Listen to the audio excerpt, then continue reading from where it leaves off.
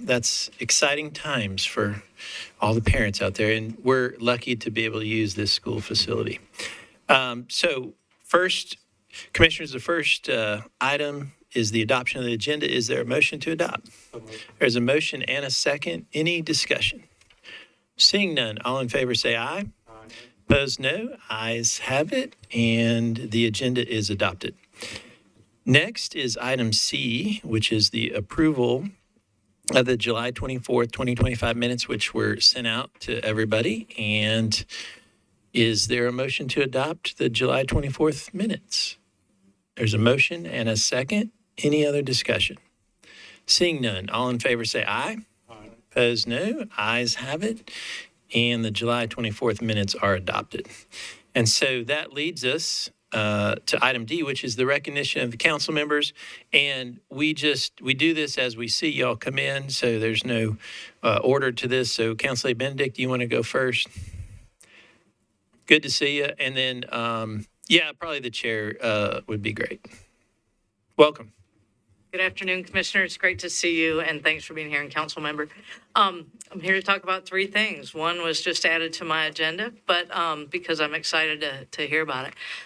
First, my beer and cigarette market bill is in front of you again today. We deferred that at council last time, as we discussed here at your last meeting. While I was at the council meeting last time, Council Member Coupin, who represents downtown, said, "Why are you excluding the down DTC from this?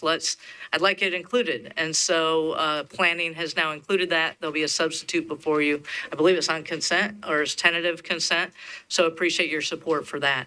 The next one is, I don't have the item number. It's from South Englewood Baptist Church.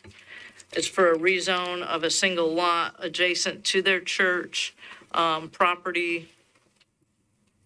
And I am so supportive of this. They are a huge advocate in the neighborhood, and I'm excited for what they want to do there.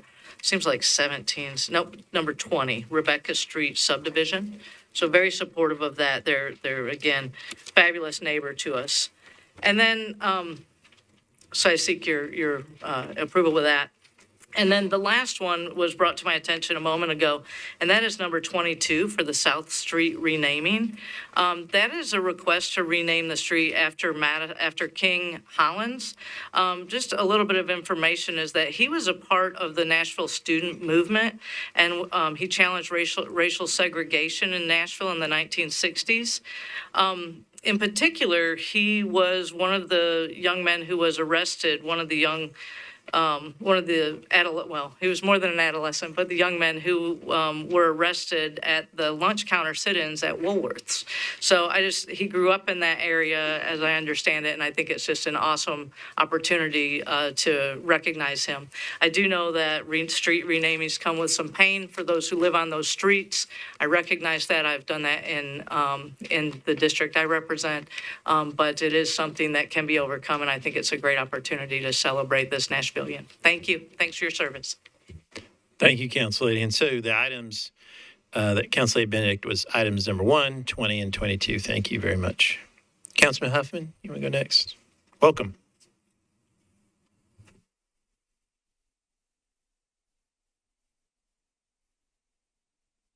Good afternoon, y'all.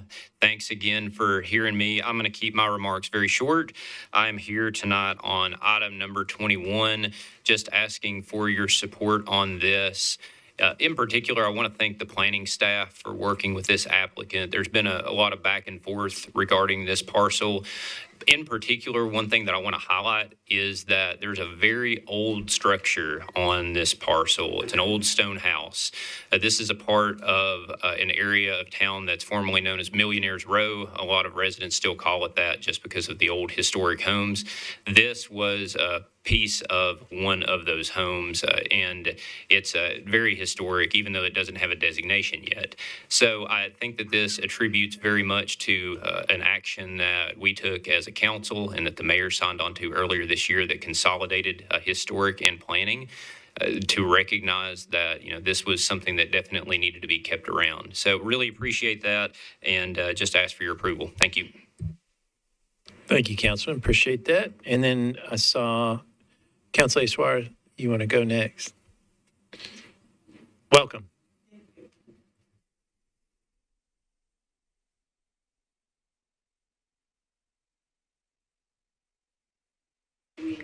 Council Lady, before you start, you got to turn your microphone on. We don't use this space very often. Sorry. So go ahead. No Thank problem. you. Well, good afternoon and thanks for having me.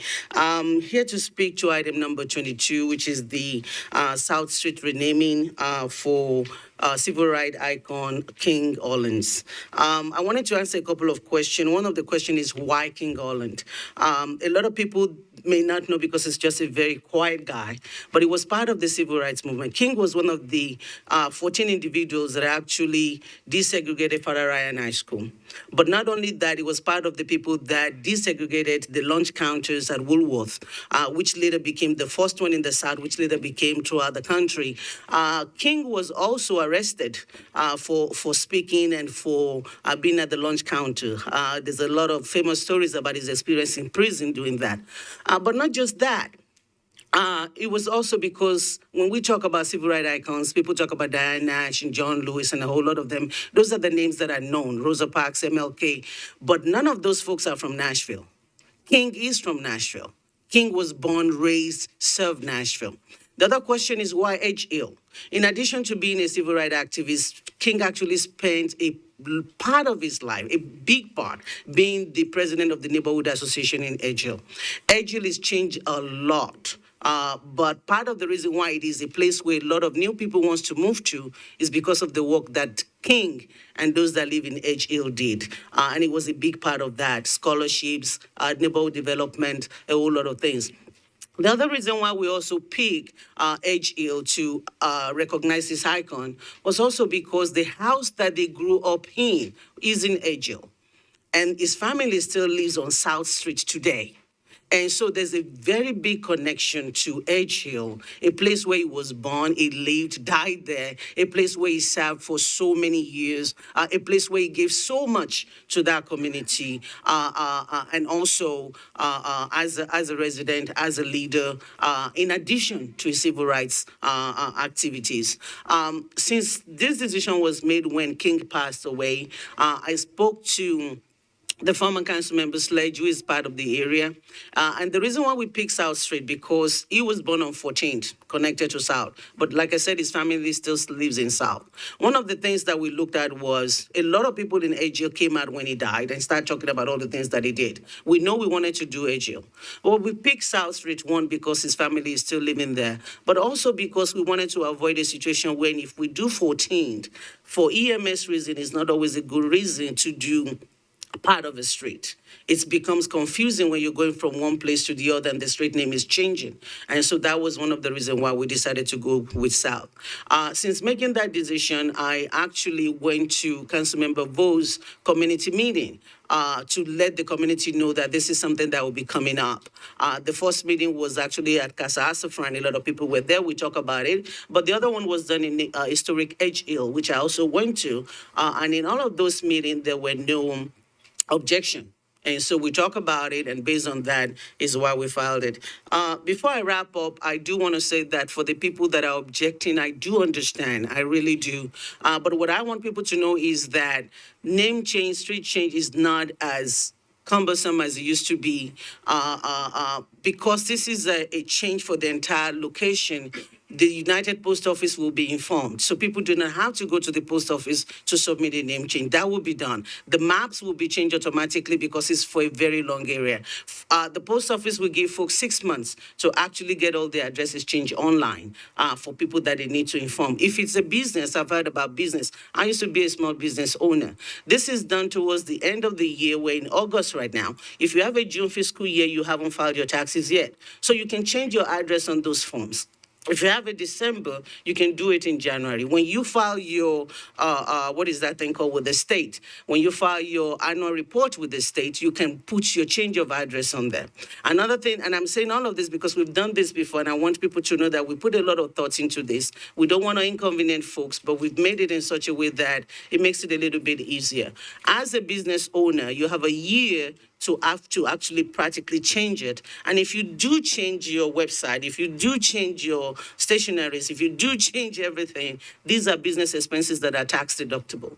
And so I wanted to put that out there, and I'll be always open to explain the process, answer as many questions. I know it's a little inconvenience to have to go into the computer to make those changes, and I'm not making light of it.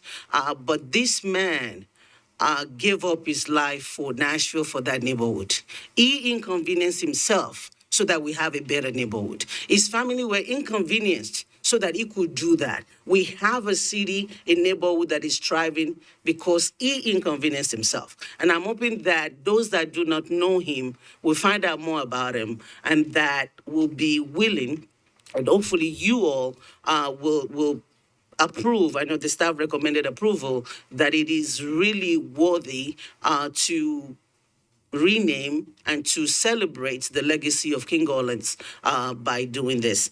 I want to, since I have the time, and I'm sorry, I want to read this letter before I go. This was sent by Ms. Gloria McKissick. Ms. Gloria McKissick is one of the civil rights icons. She also lives in historic Edge Hill, and she's a friend of King Orleans. She has dialysis today. She's not able to be here, but she wants me to read this into the record. She said, King Orleans was a courageous freedom fighter who lived a life of comment to activism in the 1960s Nashville Civil Rights Movement and membership later in the Nashville Civil Rights Veterans Association, sharing the events and legacy, many oral presentations. His commitment to the historic Edge Hill community is unmatched. As longtime president of the organization Neighbors of Edge Hill, one, which provided affordable housing, scholarships, and conflict resolution to his beloved community. I'm honored to highly support the street name change after my dear friend and fellow activist King Orleans. May you rest in peace, Professor Gloria H. McKissick. Thank you. Thank you, Council Lady. Oh, Gloria! All right. Okay. So we also have Council Lady Vo. Come on up. Welcome. Thank y'all so much. The train made me wait. But yes, thank you so much to Councilmember Swar for coming to speak. And I will be as brief as I can. So good evening to the chair, commissioners, and my constituents and neighbors. I just want to begin by thanking everyone who took the time to write, call, and share their thoughts on this proposal before us tonight. Whether you support the change or oppose it, your engagement shows you deeply care about our community, and I thank you for that. I've read through the letters, and I hear the concerns, inconvenience of updating addresses, fear of confusion for visitors or emergency services, the sense of connection people have felt with the street name. And I want to acknowledge these concerns sincerely, because civic dialogue is about listening as much as it is about speaking. And with that said, the renaming of South Street to King Hollins Avenue is more than just a name. It's about telling the full story of our city. It is about honoring a man who helped shape Nashville's moral arc, someone whose courage in the face of injustice opened doors for so many to come after him. We already know, and for those who don't, King Hollins was one of the first Black students to integrate Father Ryan High School. He went on to be a dedicated educator, mentor, and community leader who was quietly but powerfully shaping the lives of countless Nashvillians. When we rename a street for King Hollins, we are joining in recent efforts to ensure that our public spaces reflect the people and movements that have built the city's legacy of progress. We've seen that through Representative John Lewis Way, Frankie Pierce Park, D. Ford Bailey Avenue, also in District 17, and Hadley Lillard Park. These are not just vanity projects. They are lasting markers of our shared values, placed not in our history books, but in the very map of our city. So some have suggested naming a new street instead. And new streets often exist in new developments, places that may not have the visibility or historic weight of an established neighborhood. And I know, Holland's family still lives in Edge Hill, and renaming an existing well-known street ensures that Mr. Holland's name will be seen, spoken, and remembered every day by residents and visitors alike. That visibility matters because recognition is a form of justice. And I also want to note the concerns about address changes. Councilmember Suarez already spoke to them, but I know that, challenges that we have had in the past, we have worked and Metro has worked to successfully address those, and we keep trying to do better. And I know that in the past renamings, we're just going to get better each time. So from updating our CD databases to supporting residents and businesses with the transition, I know we have proven we can honor someone's legacy without creating long-term harm for the residents or businesses. And just to close out, to those, who I know keeping South Street may feel easier today, but changing King Holland's Avenue sends a message that will echo far beyond our lifetime. And it should say that in Nashville, we remember those who walked before us. We lift up the stories that matter, and we make space for those on the very roads we travel. So I urge the commission to support 2025M-003SR-001. Let us honor King Holland's not just with our words, but with a place on our city's map, a place where his name will live on for generations. Thank you so much. Thank you, Council. I appreciate you coming down, share your thoughts. All right. I didn't see any other council members. All right. And so next, we will go to item E, which is the items for deferral withdrawal, and I think Maddie is going to take us through that. All right.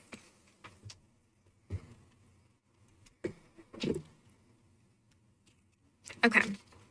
Items for deferral or withdrawal, beginning on page 4 of your agenda. Item number 5, 2025 SP 009001, 1004, and 1104 Cass Street. Staff recommendation is to defer to the August 28th meeting.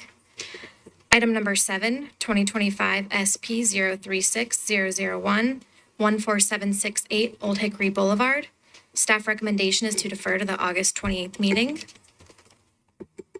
On page 5 of your agenda, item number 8, 2024 S 139001 Schular Clarksville Highway. Staff recommendation is to defer to the August 28th meeting. Item number 10, 15473P001 Thieneman Townhomes. Staff recommendation is to defer to the September 11th meeting. Item number 11, 2024 Z069PR001. Staff recommendation is to defer indefinitely. Item number 12, 2025 Z016PR001. Staff recommendation is to defer to the September 11th meeting. On page 7 of your agenda, item number 18, 2025 S 111001 Stephen Crawford Subdivision.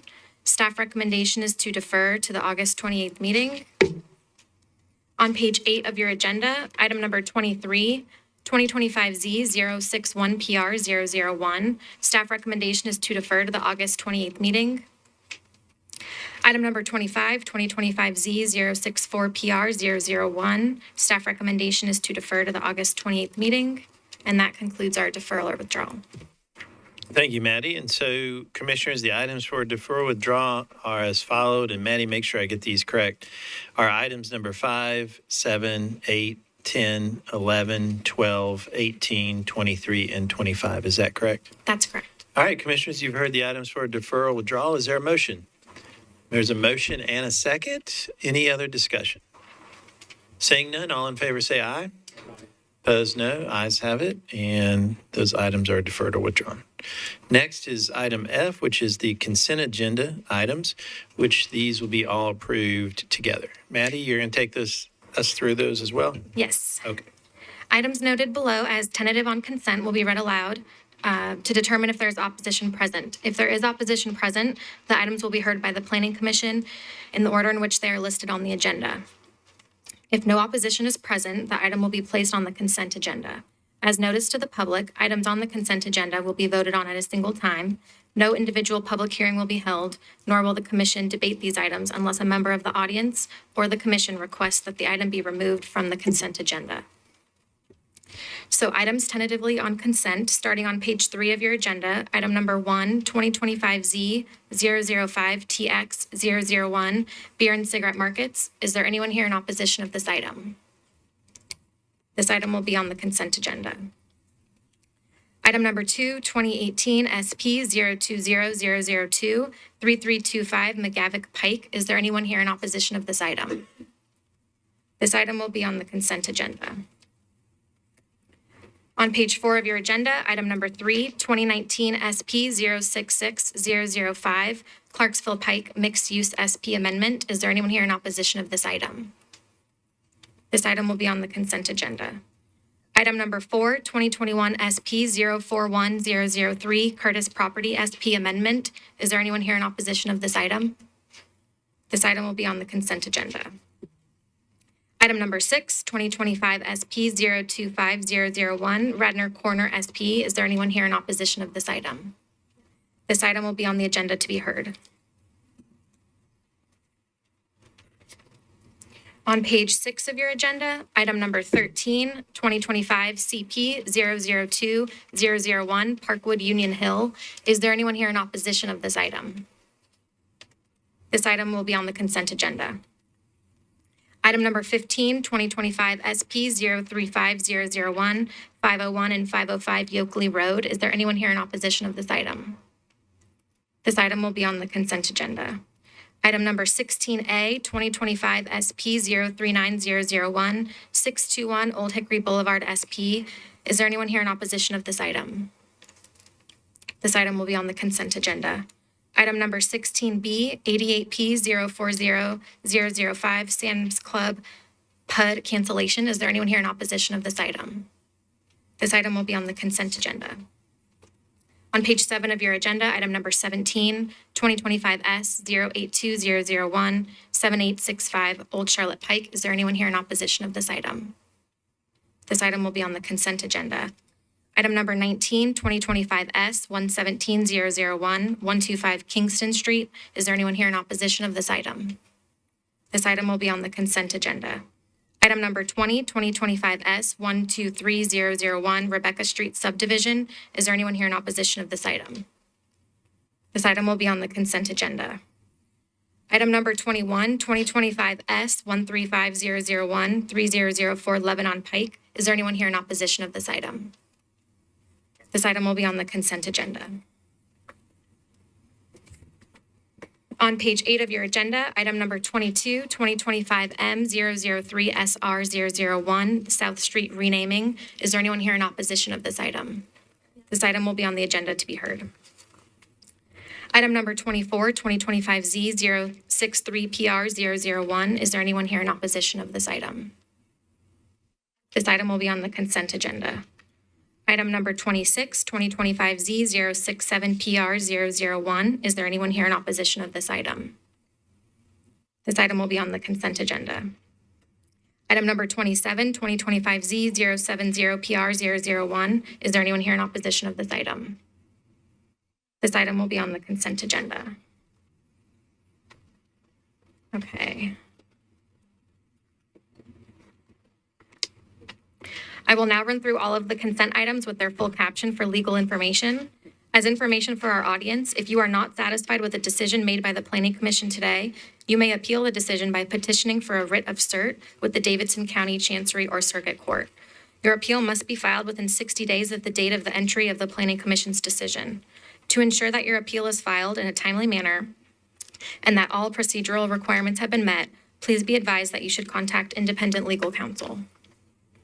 Starting on page 3 of your agenda, item number 1, 2025 Z005TX001, Beer and Cigarette Markets, Council Bill 2025-908. This is a request to amend Chapter 17.08 and 17.16 of the Metropolitan Code zoning regulations to amend and add regulations pertaining to the beer and cigarette market use. Staff's recommendation is to approve a substitute ordinance.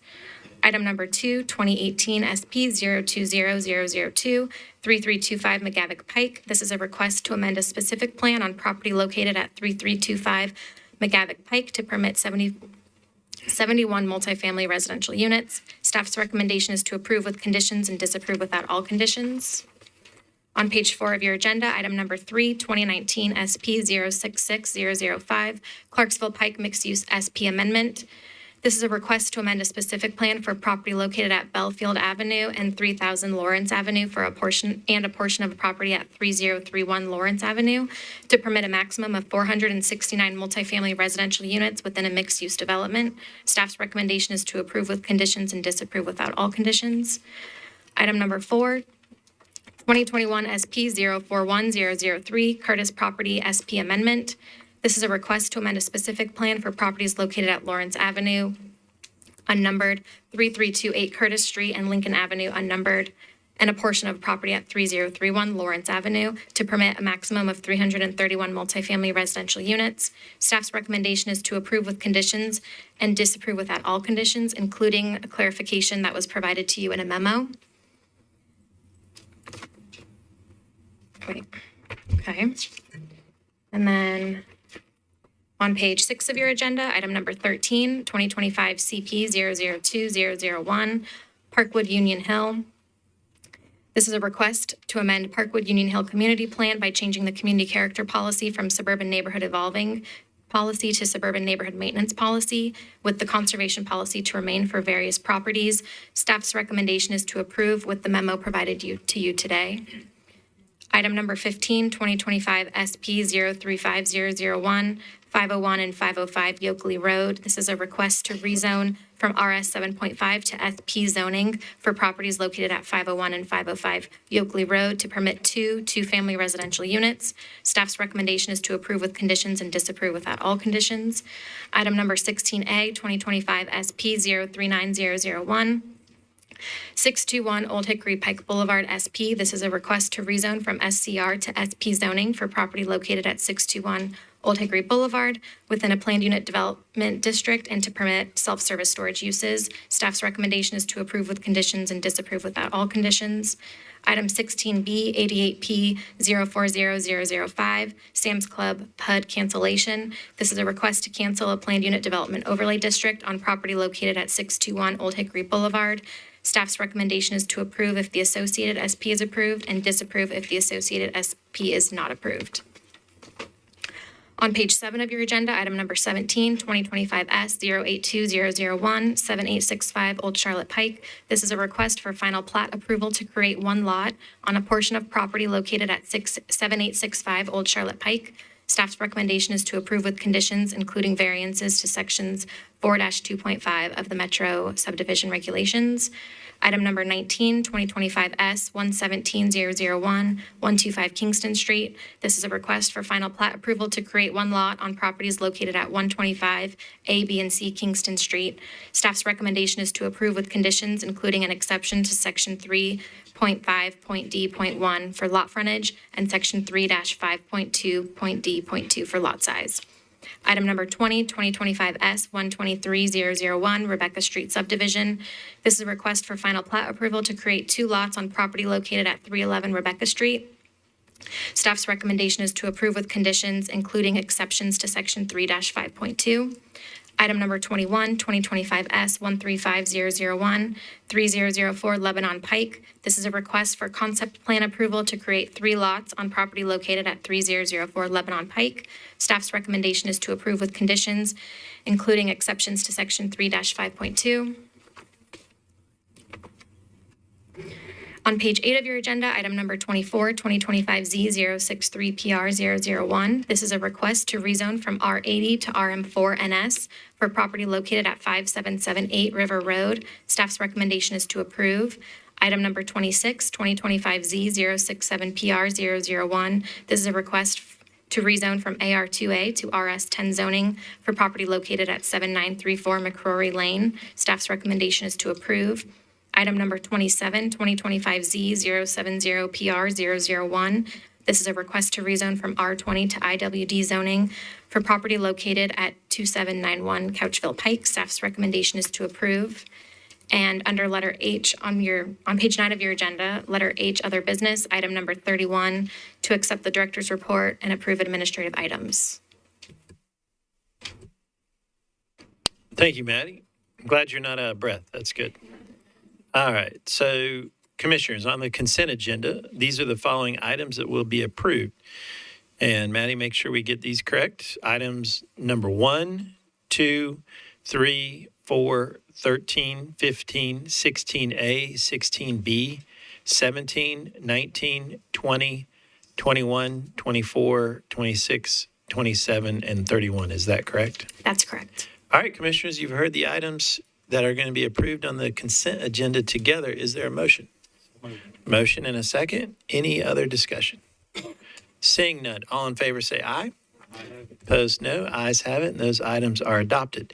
So, Commissioners, that leaves us with 4 items to be considered, which are items number 6, number 9, that was a disapproval, number 22, number 14, which is a text amendment. You know, we do 2 readings on those. This will be the first reading, and item number 22. So, before we get started, if we'll get everybody to finish getting in and out of the room. But a few housekeeping items. So the first one is Commissioner's new location, obviously, but these are new microphones. You can turn them on and off yourself. So I don't know if y'all remember, but we used to have a team member turn it on for us. So you're in control of the microphone. Okay. Next, if everybody would silence your phones, it really helps just getting through the meeting. And then also, just a reminder, well, 2 reminders. The first reminder is it's football season and college, if you consider college football, not quite yet. That's right, Vice Chair. Not quite yet. So we'll get through preseason, but that's probably out of order, Stuart, Commissioner. But the real reminder is that we always try to keep the discussion professional, and so we appreciate that, and we do too. We know we want to hear what you have to say, obviously, but we always be professional about it. So always address the chair. And then the way that we go, some of you have been down here many times to testify, some of you have not. So we have the timer, everybody gets 2 minutes. To testify once you're called up, and the timer is right in front of you. And then first we will do the presentation. We'll open the public hearing. The applicant will be given 10 minutes, and they can, if they reserve 2 of the 10 minutes, they can do so for a rebuttal.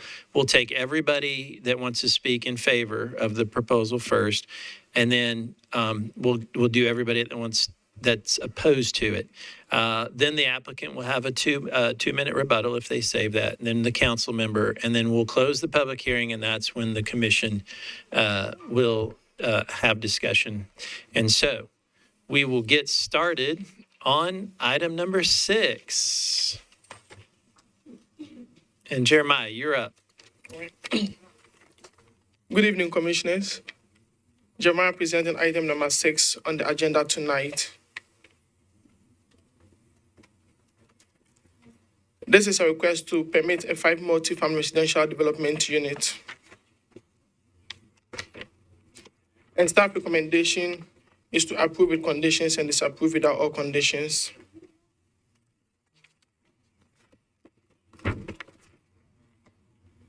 The initial application, which requested to rezone from single-family residential RS 7.5 to specific plan zoning to permit 5 multi-family residential units, was deferred at the July 24 MPC meeting after a public hearing was held following comments made at the public hearing.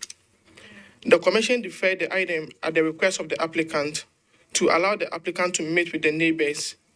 Subsequently, a meeting with the neighbors was held on August 6, 2025, which allowed the applicant the opportunity to clear up confusion regarding the proposed layout and the number of units.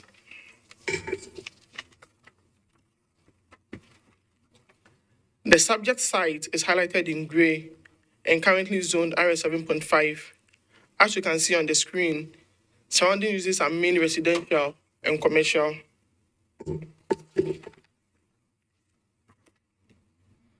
The proposed plan is shown on the screen. The plan remains the same from the last time it was presented, and nothing has changed. The plan proposes 5 multifamily detached residential units. Units 1 to 3 are oriented towards McClellan Avenue, whilst Units 4 and 5 are located at the rear of the site and oriented to an open space. The proposed units are rear-loaded with 2-car garages. All units are proposed with a maximum of 2 stories in 30 feet. There is an existing unimproved alley right-of-way located along the eastern property line. The plan shows the widening and improvement of the alley. A 5-foot landscape buffer is proposed along the western property line. Staff has added a condition to increase the landscape buffer along the western property line, beginning at the northern boundary of the private drive, to provide a denser buffer for the rear units which are oriented to an open space.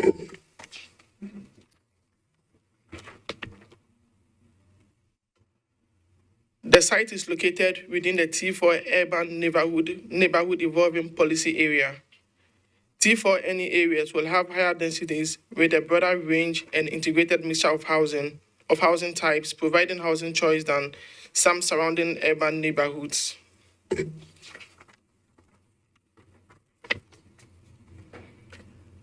Staff reviewed the proposed SP against the T4 any policy goals for consistency and finds that the proposed SP is consistent with the goals of the policy.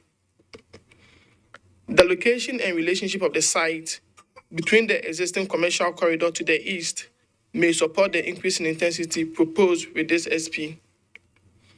The proposed height of all units at 2 stories is consistent with the policy guidance of 1 to 3 story buildings. The site has access to existing mass transit with several Rego transit stops located along Nolensville Pike and proposed sidewalks consistent with the MCSP, which will enhance the pedestrian environment and provide alternative modes of transportation. The orientation of the rear units to the open space is in line with the T4 any policy goals of orienting buildings to the street or an open space. Overall, staff finds that the proposed SP meets the goals of the T4 any policy and recommends approval with conditions and disapproval without all conditions. Thank you.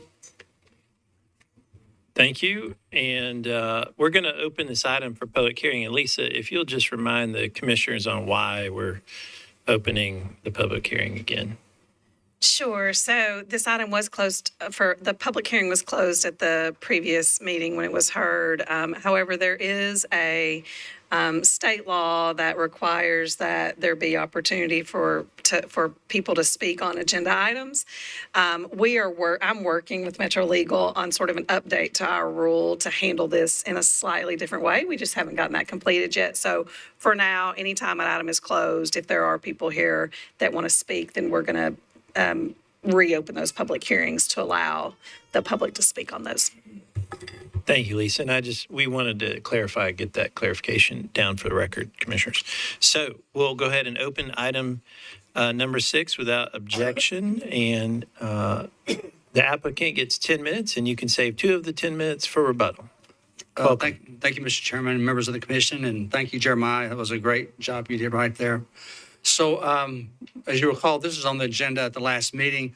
Neighbors were here. I tried to talk to them before the meeting. I didn't really have the opportunity. So I asked for this to be deferred so I could talk to them. There was some confusion about the number of units.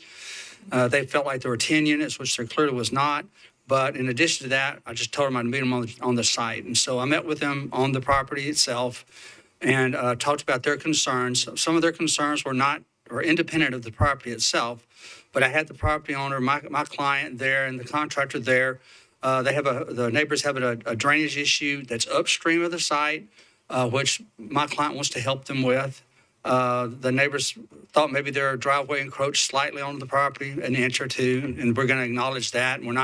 Our layout's not going to have any effect on them. So those were 2 of the big concerns that they had. As had mentioned by the staff, This isn't a neighborhood evolving area, although we're treating this almost as neighborhood maintenance. We're sitting the buildings far back from the right-of-way, so they line up with other houses on the street. There are no driveways in the front. We're connecting an unimproved alley, which is something that I'm sure you'd like to see happen. And the access to these units will be off of an alley in the back and off a private road in the back and the existing alley. So it meets all the requirements of your policy. In addition, the existing RS5 zoning allows you to go 3 stories, but we're limiting this site to 2 stories. So, and that's one of the concerns I think one of the neighbors had when I met with them on site was about height. Well, they can actually go 3 stories on their property, but we're limiting ours to 2 stories. The buildings actually orient towards an open space within the site itself. The neighbors talked about maybe these buildings orienting towards the alley, but the alley faces commercial. I think it's very awkward. And so the buildings face open space. So again, I deferred in order to have that meeting, which I always want to do, to get as much neighborhood input as possible. I know that's important to you, and I've accomplished that. And so I'll just listen to what the neighbors say. I'll reserve 2 minutes in case I need to answer any question that they might have. Thank you. Thank you, and we will reserve 2 minutes for rebuttal. Anyone in the audience wishing to speak in support? Come on up. This is for support. Welcome. This is on. Yeah, it's on. All right. Good evening, Mr. Chairman, commissioners, on the board, everybody. The client, Mr. Benjamin, wanted to be here, but he couldn't be here. And he wrote me a letter/email, we're modern now, so that we can read in front of you guys. And if I may, it says, "Good afternoon, Mr. Chairman, and all members of the board and committee. My name is Benjamin Ariwui, the owner of the properties on 406 and 408 McClellan Avenue, Nashville. I apologize for not being present today due to reasons beyond my control, but I use this medium to convey my utmost respect to the board. I intend to build 5 building units on these 2 properties for multiple reasons. For one, I believe there is a need for more affordable housing units in Nashville. Our government, specifically the Metro government, cannot handle this housing challenge alone. We cannot leave the task of creating affordable housing to big housing developers alone. The other part is that this project will increase the value of the other properties in the neighborhood and help those already living there. For instance, if given the go-ahead, we promise to address a plumbing issue of the next-door neighbor during the construction if they so desire. The building contractor, Mr. Santos, and the civil engineer, Mr. Dale, have met with Mr. and Mrs. McClure to discuss the project and address all their concerns. I thank the board for their attention. I am looking forward to all we can do in the neighborhood pending approval of this project." And that's signed by him. And I'm the contractor. I'm Santos. And I would also like to say, add on to this, we did meet with the neighbors, and I've known the neighbors for a year. I've lived in this neighborhood as well, and we intend to address all issues. I'm not a big-time developer like many other developers are probably coming before you guys and speak, but I do intend and I do promise that everything we can do in our capability we will do to help out the neighbors and also keep, a pretty clean and a good job site and help the neighborhood of Nashville. Thank you. Thank you. Anyone else wishing to speak in support? In support, seeing none. Anyone wishing to speak in opposition? Come on up, and if we could if y'all would line up behind in the middle of the room, that'd be great. And please state your name for the record. Thank you. Good evening. My name is Daniel McClure. I grew up on 410 McClellan Avenue, and my wife and I have lived there on and off here and there over the years. And we're also here on behalf of the 106 neighbors who have signed in opposition to the proposed rezoning of 406 and 408 McClellan Avenue to allow for 5 units. Our request is that rather than 5, only 3 homes would be built on this 0.4 acre property, 2 in the front and 1 in the back, facing the improved back alley. And this is why. Our neighborhood has been a long-standing single-family community for decades. Once high-density development enters a space where that was never designed for it, the character, safety, and stability of our neighborhood will be permanently altered. We understand Nashville is growing at a rapid pace, and we're not against development, but it's the responsibility of both residents and leaders to ensure that growth is sustainable, growth that preserves our city's character and culture, protects longtime Nashvillians, and supports viable, well-planned projects. It's sometimes hard to put faces to the generations that will be impacted by this decision, but some of them are in this room, including my son, and last meeting, I'm sure you heard all of them when they were here as well. As was mentioned in our conversation with the project representative, we were told you should have more kids, and we plan to. That's why we're here speaking up, because this decision here made today will shape the safety, character, and stability of the neighborhood our kids will grow up in. Our main concerns, I'll start and my wife will finish. The lack of site review and transparency. As of the last meeting, there's been no survey of the property, and the site plan was drawn without an on-site evaluation. The first time they saw it was when they met with us on the 6th. In the current plan, the open space of the 2 units facing the backyard of the McClures at 410, the open space is towards the back property and our backyard at 410. And it's a major intrusion on the privacy of everybody who lives there. Thank you, sir. Thank you. 2 minutes is up. Anyone wishing to speak in opposition, come on up. Welcome. Thank you. I'm Madison McClure. Our second main concern is the infrastructure and safety issues. The Hill already struggles with rainwater issues, and more houses will worsen stormwater control. McClellan Avenue's speeding traffic and 5 extra driveways pose safety risks. Our third concern is impact on long-term residents. The owners of 410 McClellan, the most affected property, have lived here for 35 years and recently paid off their home and have intentions of leaving this property as an inheritance. This proposal threatens the peace and security of their home. While developers and investors can profit and move on, the people next door will live with the changes every day for years to come. Our fourth concern is design and compatibility. Some nearby projects by the same contractors have resulted in homes that appear stacked and Tetris together like blocks, with minimal attention to thoughtful design or space for families to establish roots. In a city like Nashville, we have the strength to design housing thoughtfully, accommodating growth while preserving privacy, green space, and safety. We know development is inevitable. We believe there are members of the Nashville Preservation Society here tonight, many on this board being architects and designers doing big, beautiful things to improve and grow Nashville, who I know would not accept a project of this nature if it were presented to them. Council members, we are asking for 3 homes with plenty of green space, safety, safe and adequate driveways, adequate space and respect for rainwater management, and the maintenance of privacy for all the residents at 406, 408, and 410 McClellan. We're not asking to stop growth. We're asking to shape it so that it adds character, so it adds to the character and heart of Nashville, and that you would support a collaborative approach where preservation and thoughtful development coexist. Thank you for your time and for listening to your constituents. Thank you. Appreciate it.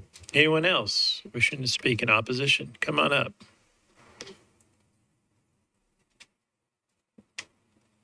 Welcome. Thank you.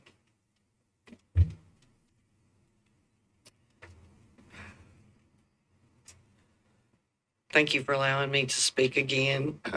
My name is Deborah McClure, and allow me to speak again, and I hope emails have been helpful to explain how I feel. We were asked a while back about how we would feel about skinnies, but not real skinnies. And we quickly told the builders, no, we would stand against this. Months ago, I said, no, I don't want that. I don't want a bunch of houses next door. At least 7 homeowners on McClellan Avenue are opposed to this. One is in the parking lot trying to get in here. She owns 412 right next to us. Of course, when it was 6, we were upset. Now 5, sorry, but that's still upsetting. 5 at 35 feet tall is what we were told. It's too much building and concrete for homes to fit into the neighborhood. That leaves barely enough room for 5 front yards and 5 backyards. This changes the character of the neighborhood and takes away any privacy for all around. Of course, we have always wanted a privacy fence, but if you approve this, a privacy fence next to 35-foot tall homes is not real effective privacy. Why not 3 homes not so tall beside us? They would not have to be so tall and would have more room for yards and green space.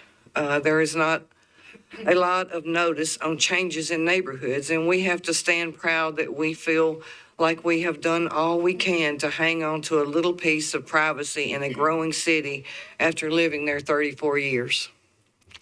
Just had to know, I said it, whatever your decision is going to be today. I wouldn't have lived with myself if I hadn't made such a fuss and told you that we just don't want 5 skinnies next to us.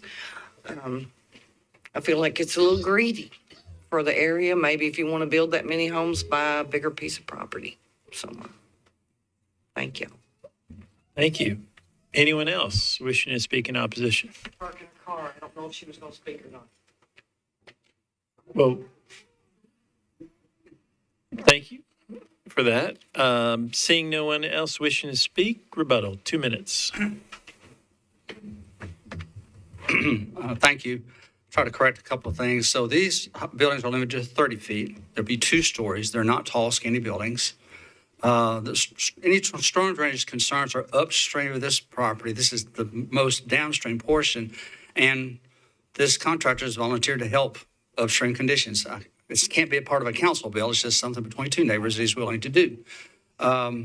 This meets the policy. The policy is T4 neighborhood evolving. This sits right next to a commercial policy. Under the current RS 7.5 zoning, you could have a 3-story building. The building could be within 5 feet of the property line. That's under current zoning. So we're actually doing less than what would be allowed as far as height and setbacks versus the current zoning. So I think it's a good plan. I think staff's done a good job working with us. We actually had 6 buildings originally, and we just felt like it'd be better to have a little open space in the back to provide a little transition between these 2 properties. The front yards will be the same as the yards on the street, so you're not losing any front yard. Front yards are fully being maintained, although we don't have to under this policy. We decided that would be best. And so hopefully you'll endorse the staff's recommendation. I appreciate your time, and thank you. Thank you. Seeing no one else wishing to speak, and I did not see the council member, so seeing no one else wishing to speak, I declare the public hearing closed. Vice Chair, you want to go first? Sure.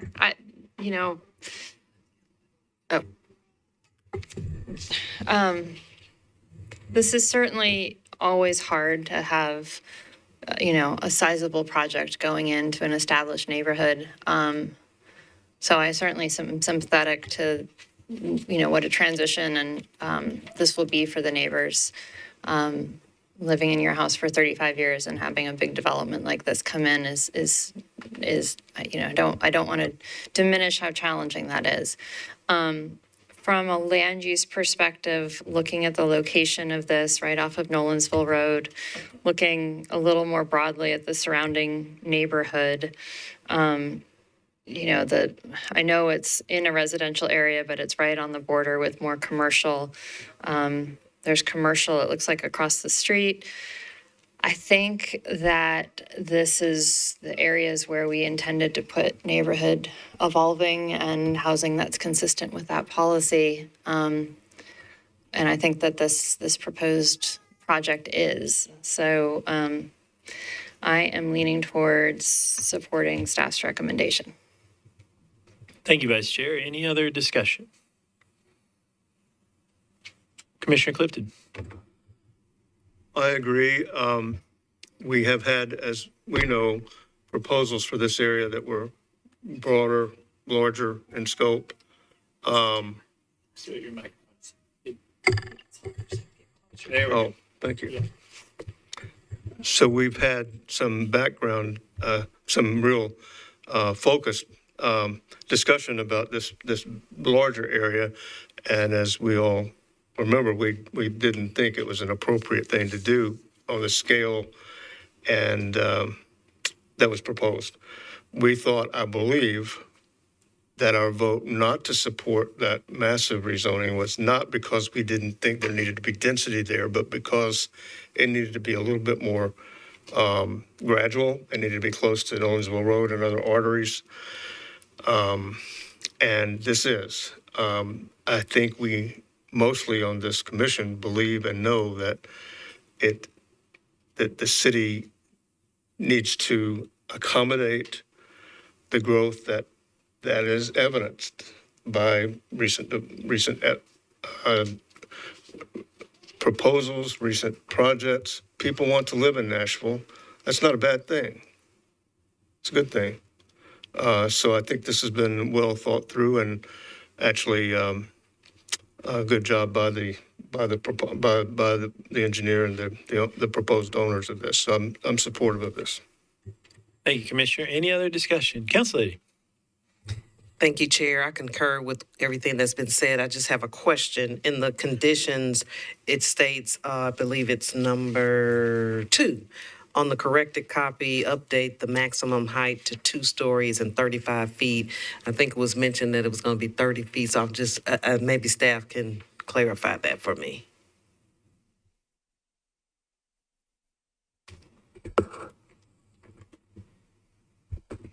Yes, so the height measurement is, right now, it's currently identified as 2 stories, or it's identified as 30 feet to the eave. And so our condition is just making a maximum height, clarifying that the maximum height is to 35 feet and the 2 stories and 35 feet, so. Okay. So, okay. I think Lisa was saying something. Sorry, Amelia, where is that measured?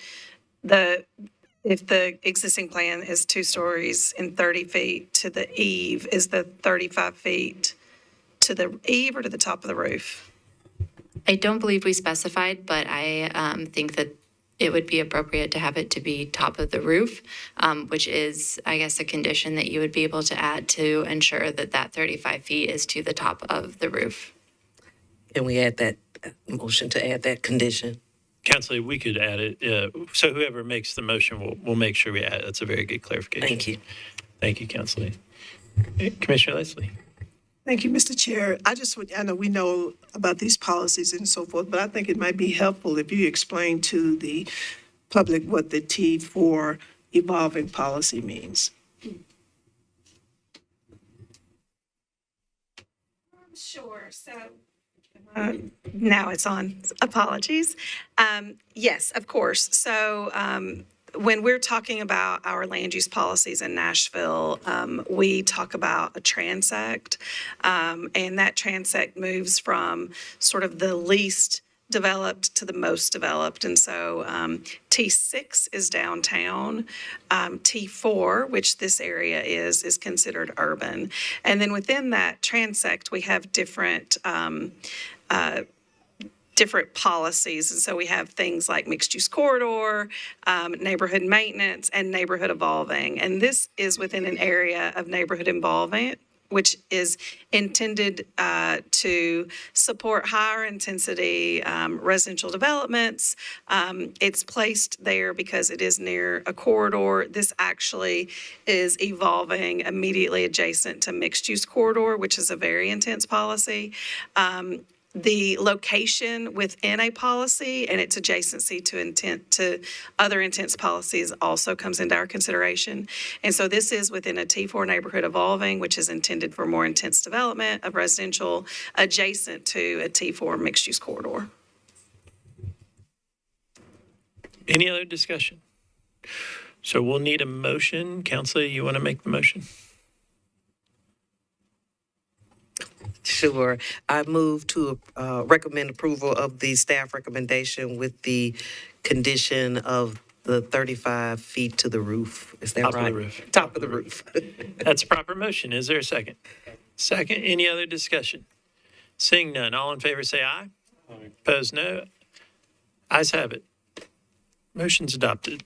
And item 6 is adopted. So that leads us to the next item.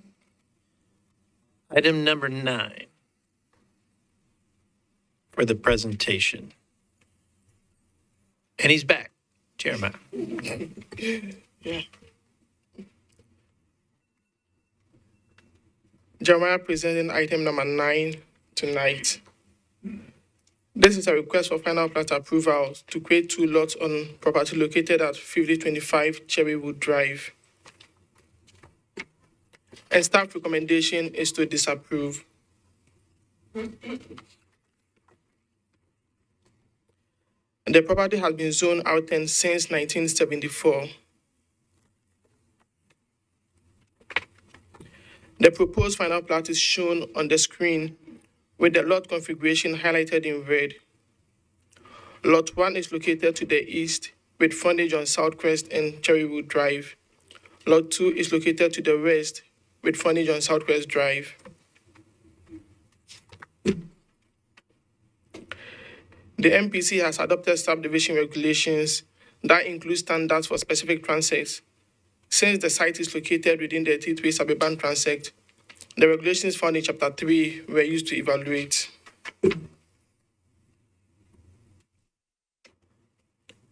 As this is an infill subdivision, lots 1 and 2 are required to meet the criteria of Chapter 3, including compatibility standards for suburban neighborhood maintenance policy areas. Staff reviewed the proposed lot and found Lot 2 meets the standard for lot frontage, but does not meet the standard for lot size. Lot 1 does not meet the minimum lot frontage and lot size. The compatibility requirement included standards for minimum lot frontage and lot size. As seen on the screen, both lots do not meet the standard for lot size. Lot 2 meets the standard for lot frontage, but Lot 1 does not. Therefore, an exception is required for lot size for both lots and lot frontage for Lot 1. I'll leave the plan on the screen for a minute for you to review the numbers.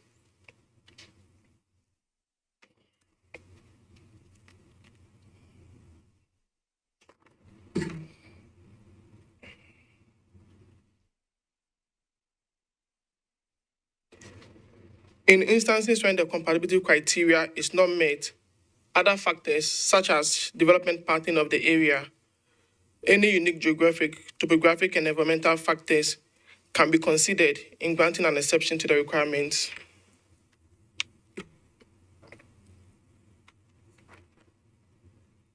The subject site is highlighted in red, while the parcel used for the compatibility analysis is highlighted in yellow. Per the subdivision regulation, staff considered a larger area, which is shown in blue. Staff would like to note that this is a broader area than what would typically be considered. Frontages range between 70 feet and 250 feet. The proposed frontage for Lot 1 is 83 feet, which is comparable to the larger area. The frontage for Lot 2 is 100 feet, which meets the compatibility standards. On average, the lots in this area are around 20,000 square feet. The proposed lots are approximately 13,000 and 14,500, which is smaller than the average area. Staff finds that the size of the proposed lots are not comparable to parcels in the larger area, and that the proposed subdivision cannot provide for harmonious development.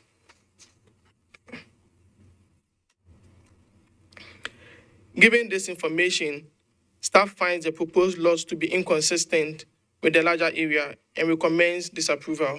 Thank you. Thank you, and commissioners will open this item for public hearing, but before we get to the applicant, Lisa, remind us how important it is when we don't meet our own regulations. Sure. So the subdivision regulations require within areas of neighborhood maintenance that newly created lots are compatible with existing lots in regards to area and frontage. There's a mathematical equation that calculates that out, and in this case, neither lot met the compatibility requirements. Now, the regulations do, however, grant you all as the commission the authority to approve approve, even if it does not meet those compatibility, if you find that it does provide for harmonious development. We, as staff, have provided for you in the staff report some information in regards to the broader area, should you want to consider that. Staff has recommended disapproval, but ultimately it is your decision. Thank you. So we've opened the item for public hearing. Is the applicant in the room? All right, seeing no applicant, anyone wishing to speak in favor? In support? Seeing none, anyone wishing to speak in opposition? Seeing none, the council person is not here either. And so, seeing no one wishing to speak, I declare the public hearing closed. Commissioner Marshall, you want to go first? Thank you. So I would certainly support staff decision based on the information that has been provided. I think is consistent with the ruling what they're recommending. So I don't see any other option. I don't see the applicant here to tell me more or tell me a different reason to consider it. So I would agree with staff's support. Thank you, Commissioner. We'll see if there's any discussion, and maybe you can make a motion. Any other discussion? Yes, Commissioner Dundon. So I'm inclined to agree with staff's recommendation, but I have a question about when you do the mathematical calculation, is your decision, your recommendation based solely on the mathematical calculation, or do you also consider those factors that we are permitted to consider when you're making your holistic recommendation? Sure. So we consider both. Okay. Oh, yeah, it's on. We consider, you have to really be close to these. We do consider both. So the compatibility is the mathematical calculation, because it says that you look at surrounding lots, and surrounding lots is defined as the 5 lots on either side. And then you have to meet 75% of the average of those, or be equal to the largest, whichever. There's a very specific, and so it doesn't meet those. Then we look at larger area to try to provide you all with data for you to take your consideration into. When we looked at the larger area in this case, and that's sort of the ones with the yellow dots are what is defined as the surrounding lots. The blue is how we sort of backed up to look more broadly. And even within that broader area, the average lot size is around 20,000 square feet, which is bigger than what's proposed for either. You will find cases where we zoom out a little bit, because we recognize that surrounding is pretty narrow in its definition. You'll find that there are some that we do recommend approval of based on looking at a broader area, and you all do have that flexibility. But even in this one, when you zoom out quite a bit, the lots that are proposed are still sort of not in line with what's around it. Okay, thank you. Yeah, I'm inclined to adopt staff's recommendation, especially because the applicant is not here, and I assume it got noticed that staff had recommended to disapprove. So. Yeah, and that's a good question, Commissioner Dundon. I think the vice chair and I were here when we changed the rules on this. Maybe Commissioner Clifton too. But we were getting a lot of cases where we were kind of interpreting, and so we said, we came up, we did all the workshops. We had input from both neighborhood and development community when we determined these calculations, and this seemed to be with the staff, and it took several months to do that. And I think that this has really cleared up a lot of interpretation. And if we start to make exceptions, that we'll get a lot more exceptions. So just a little history for the commissioners. If my memory serves me right, I think Vice Chair, wasn't that correct? I think so. All right. So, Commissioner, you want to make a move? Oh, we got more. Commissioner Smith. Yeah, no, go ahead. Question or two. Average lot size about 20,000 square feet. Is that the 70% number? Like I see that it's supposed to be 70% of the average lot size. So that average is of the larger area. You don't do 70 on that. No, I think, and I might, Jeremiah has the numbers. Maybe he can tell us about that. So that's within that larger area. Okay. Okay, so you don't do the discount, the 0.7. Okay. Oh, I'm sorry. Yeah, Jeremiah, why don't you give us the numbers? Thank you. Okay, so the average, the 20,000 square feet is the average of the entire area. But then if we look at the averages of it block by block, these numbers are greater than, we have some of the blocks about 25,000 square feet. We have some ranging about 29,000 square feet. So it is the average of the whole area, the larger area under consideration. And then when we did the compatibility analysis, the smallest area, the smallest lot size in parcels highlighted in yellow was about 21,761, which is way bigger than what they are proposing. Usually when we do that, we usually look at if it's equal to, at least if it meets the lot size of the smallest lot size, which was used in the compatibility analysis. But in this case, it does not meet it. So we had to look at the broader area, which was still way bigger than the proposed lot size. That's why we had to recommend this approval. Okay, perfect. So it's 70% of the 21,000 is still above what they're, not as much, but okay. And then my other question was, it looks like we've got a bunch of PUD duplexes in and around this property. So would that be something planning would prefer, I guess, in this? Is the worry that we're going to get 2 duplex lots here? So they likely can build a duplex now, so they could build 2 units. The subdivision would permit 4 units, Okay. but we sort of aren't thinking about it in that way. We are just thinking about it from a subdivision standpoint, and it's and the regulations and what they require. Okay. Well, I don't want to get in the weeds and try to make exceptions. I was just curious about the kind of differentiation there. Awesome. I think with the applicant not here as well, I'm happy to go along with everyone that's spoken so far. Commissioner Marshall, you want to make a motion? Sure, I make a motion that we accept staff recommendation of disapproval based on findings that the subdivision does not comply with the applicable standards of Metropolitan subdivision regulations and other applicable laws and ordinance and resolutions as noted. Thank you, Commissioner. That's a proper motion. Is there a second? Second. All in favor, say aye. Opposed, no. Ayes have it, and the item is disapproved. We are now on to item number 14, which is a text amendment. Mr. Shane.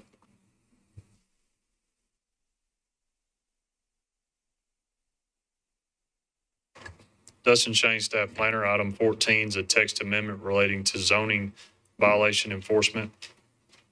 So this is a amendment to amend the zoning code to add language that allows the zoning administrator to start legal proceedings against a previously warned offender of a zoning violation. So background, currently, codes can forego what's called the abatement period and move directly to a warrant for violations for Title 16 of the code. This would give codes the same powers for Title 17.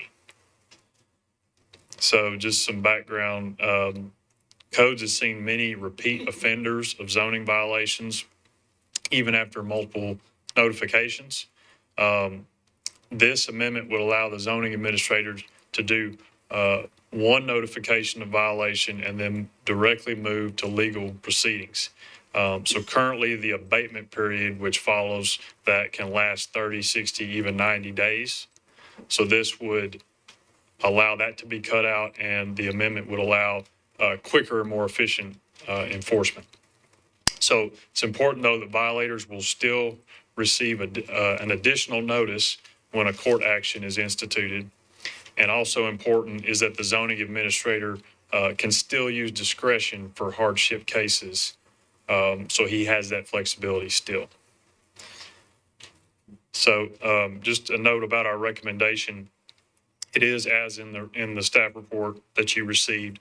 The primary reason we were recommending the suspension of the 2-meeting deferral and recommending a 1-meeting deferral is that with that 1-meeting deferral, your recommendation will still go to council before public hearing. If you're completely free to still do the 2-meeting rule. In that case, the recommendation will probably be at council before 3rd reading. But again, our recommendation is approval and suspending that rule for 2 meetings and just doing a 1-meeting deferral based on the limited nature of the amendment and the fact that we've adequately had time to review it and process it. Thank you. Thank you, sir. We appreciate that. And so, commissioners, will open this item for public hearing. So we really are the applicant, but I do know that the zoning administrator is here. And so during this time period, if Joey, would you come up and just say a few things about it? If there's no objection from the commission, because it was really the zoning administrator asking for it. Thanks for coming down. Welcome.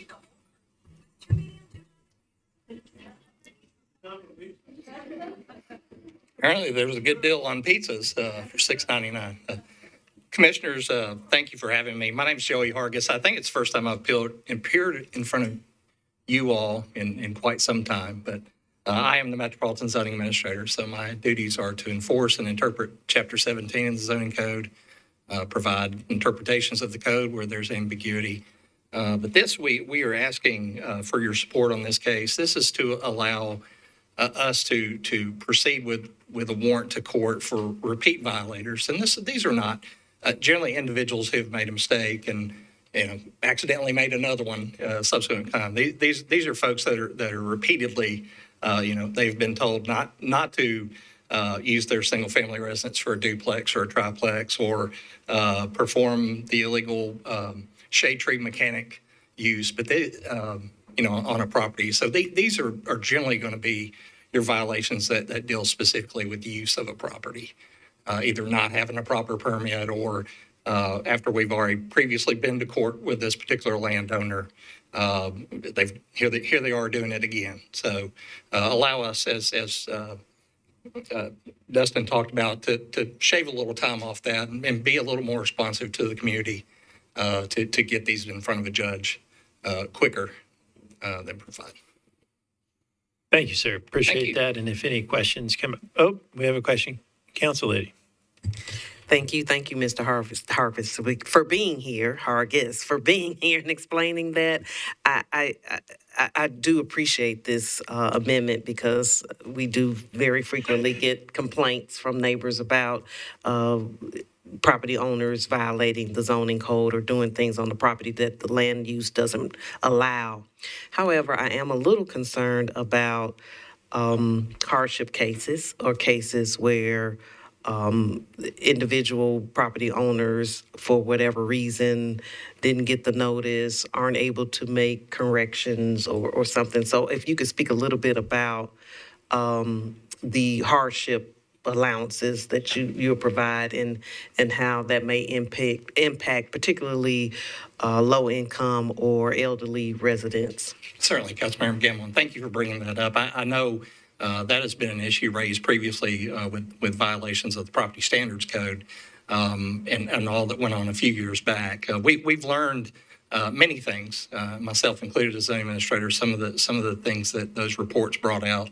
And so we've talked with your staff, but I'm currently creating a zoning inspections group. And so leaving that with the zoning administrator or any subsequent zoning administrator to help out folks that, are struggling, that perhaps their particular situation is one that compliance is,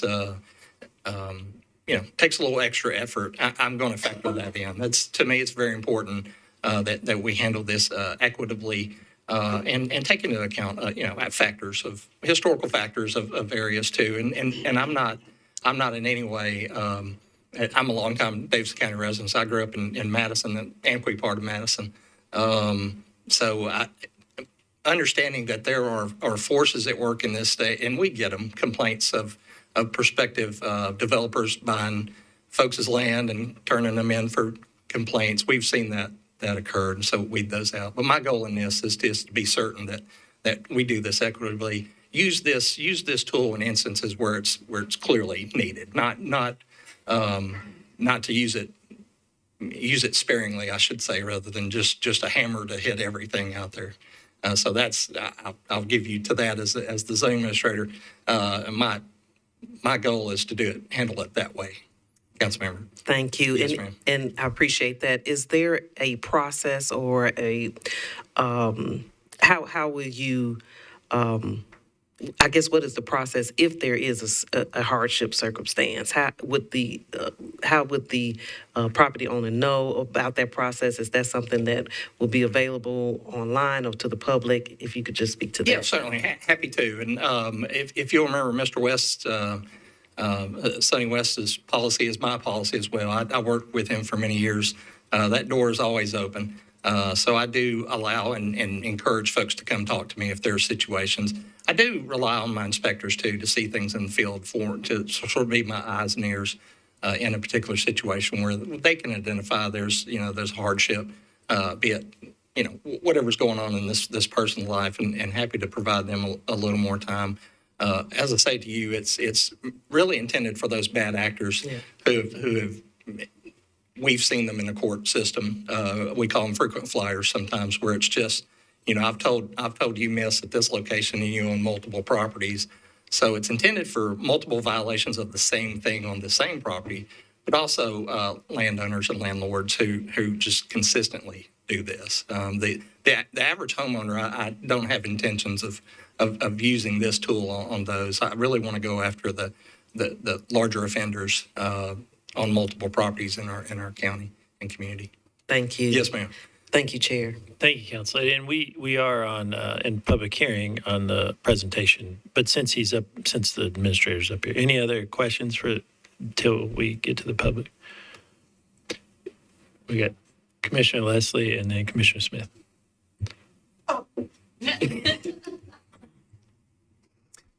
Thank you so much. I just have a couple of questions. Yes, ma'am. The zoning administrator will have it would be in that person's discretion to determine what is a hardship? Yes, ma'am, it would be. And so for uniformity, would it be possible to enumerate what is a hardship? So if this person comes with one situation and this person comes with another situation, so you can have some idea of what's going on, can you not enumerate what is a hardship case? And then secondly, how many violations would the person get? Rather than saying, okay, we're going to look at you and say, this is the third time, that's it. Then we're going to look at this person, this is the second time, that's it. So the question I'm asking you, just to have uniformity, is it possible that you can articulate how many times you're going to give out across the board? 3 times you're out, 2 times you're out, or this constitutes a hardship across the board? Would that be difficult to say, or? I think in some instances it may be, but I think many times it'll be very evident on its face. And when I talk about the bad actors and using those, these will be the most egregious of use violations in the zoning code, where they're just flat out ignoring Metro and doing kind of whatever they want to do on their property. From a hardship standpoint, when I think about it, these may be economic hardships on the landowner. It may be age or infirmity of the property owner. Those are instances that I could think that leniency needs to occur in those instances where it takes a little extra as far as in the compliance or getting notice to them. In situations like that. My inspectors, I do ask of them to always, before we write any abate, we receive complaints through Hub Nashville or many other sources. I want eyes on this to verify that, A, this is a violation of the code and not just taking someone's word on it or someone perhaps that has an axe to grind against a neighbor. I want to visualize that there truly is a problem here. But Commissioner, I would tell you in using the discretion that I would do, these would be done in the most egregious cases of use violations in the code to allow them, that we've been through this process multiple times of abating and telling folks that, and to come into compliance. It would not be the second time occurring, we're going to do this. The intent of this is to use a tool intended to do so. For, again, like I said, the most egregious of situations. Thank you, Commissioner. Are you? Well, I mean, I just could see, I could foresee, I'm just trying to take the pressure off of the zoning administrator. Well, I appreciate that. Yeah. So when you have particular guidelines that you can look at and just say, this fits in this guideline, this is a hardship. Right. And so go ahead. Oh, I apologize. No, go right. What I'm saying to you, I guess, in the sense of if we see a particular very bad, I've got someone renting multiple rooms in a single family residence, 6, 8, we've abated them. We've gone through the normal processes. They've cleaned it up. And now we're back again, a month or two later. I would be a little bit remiss to say it's always twice, because if it's something really bad, we don't need to let it go 2 times to get to this phase. And I want to try to get these folks in court as soon as I can and not labor through. But I'd say in most instances, we're not looking at those situations very infrequently in the county. Where we have those. Your average violator is not to confuse with the junk, trash, and debris violations that property standards enforce. Mine are typically use only in that. We don't get into appearance of the property, just simply the use of the property, let's say using it commercially for a residential type zone. Yes, sir. Commissioner Smith? Thank you. You may have already kind of answered this talking. So just to clarify, this kind of follows the person or entity as well. So if I get a few abatement letters on a piece of property, and then I have another piece of property, and I'm doing that same violation, this would enable you to take me directly to court? Yes, sir, it would be. These are in instances where not just a multiple violation on a single parcel, but in instances where I have a landlord who owns multiple properties, I'm getting the same violation on all of their properties across the county. Once we've gone through the process and adjudicated it, and we've gotten a judgment against the owner, that repeats again on another property that landowner owns. And again, as I talked to Commissioner Leslie, it's very egregious that we're doing this, where it's just sort of the applicant's thumbing their nose at Metro. Sure. Same thing, though. There's not it is generally at zoning's discretion what constitutes egregious. Yes, sir. I would say, and happy to, entertain. Sure. No, I'm wishes to write me some guidelines. I'm happy to follow them. I even take suggestions from the council. But to be fair, I want to be fair with all the residents of the county, regardless of where they live, and be sure that we're applying the law equally. No question. I'm very sympathetic to I'll leave my comments for later, but sorry, one more question that I had that I blanked on. What is the current process? So when you want to get you said warrant or cert? Yes, the current process, we have to issue an abate. An abate is a letter, simply we draft a letter to the landowner and say, based upon a complaint we've received, we have identified the following zoning violations, and we enumerate each zoning violation, and the code section is listed on that letter. And at the bottom, they're generally provided between 30 to 45 days. In some instances, if it's it's going to take some time to get rectified, well, I'll go as far as 90 days to allow, as long as there's movement toward compliance. That's what we're looking for. And if they thumb their nose at you, can you take them to court after that letter? Yes, sir. Once the initial abate period has run and no action's been taken or no contact's been made to the department at all, we can initiate warrant proceedings through the Davidson County Sheriff's Office. Okay, thank you. Council Lady. Thank you, Chair, for indulging me again. I just want to add, I'm comfortable moving forward with the one meeting, what do we say? deferral. And I do intend to, at the council level, present an amendment with some guidelines to help address the issues that we discussed today, so. Thank you, Council Lady. And it's been really good discussion. So we'll keep it going with, is there anyone in the room wishing to speak in support while we're in the public hearing? Seeing none. Anyone wishing to speak in opposition? Seeing none. We appreciate Joey. Thank you for coming. I don't see this is ours. And so we appreciate the council lady for addressing the concerns. And I think some of that came out in the discussion. So thank you very much. And so seeing no one else wishing to speak, I declare the public hearing closed. And so the motion, is there any more discussion before we get, yeah, Commissioner Dundon. I think I have the same concerns that everybody brought up. Obviously, I think we need to give the zoning administrator power to go after egregious cases, but this text doesn't encompass all the questions and answers that were just answered. And I assume we can't change the text, so is that right?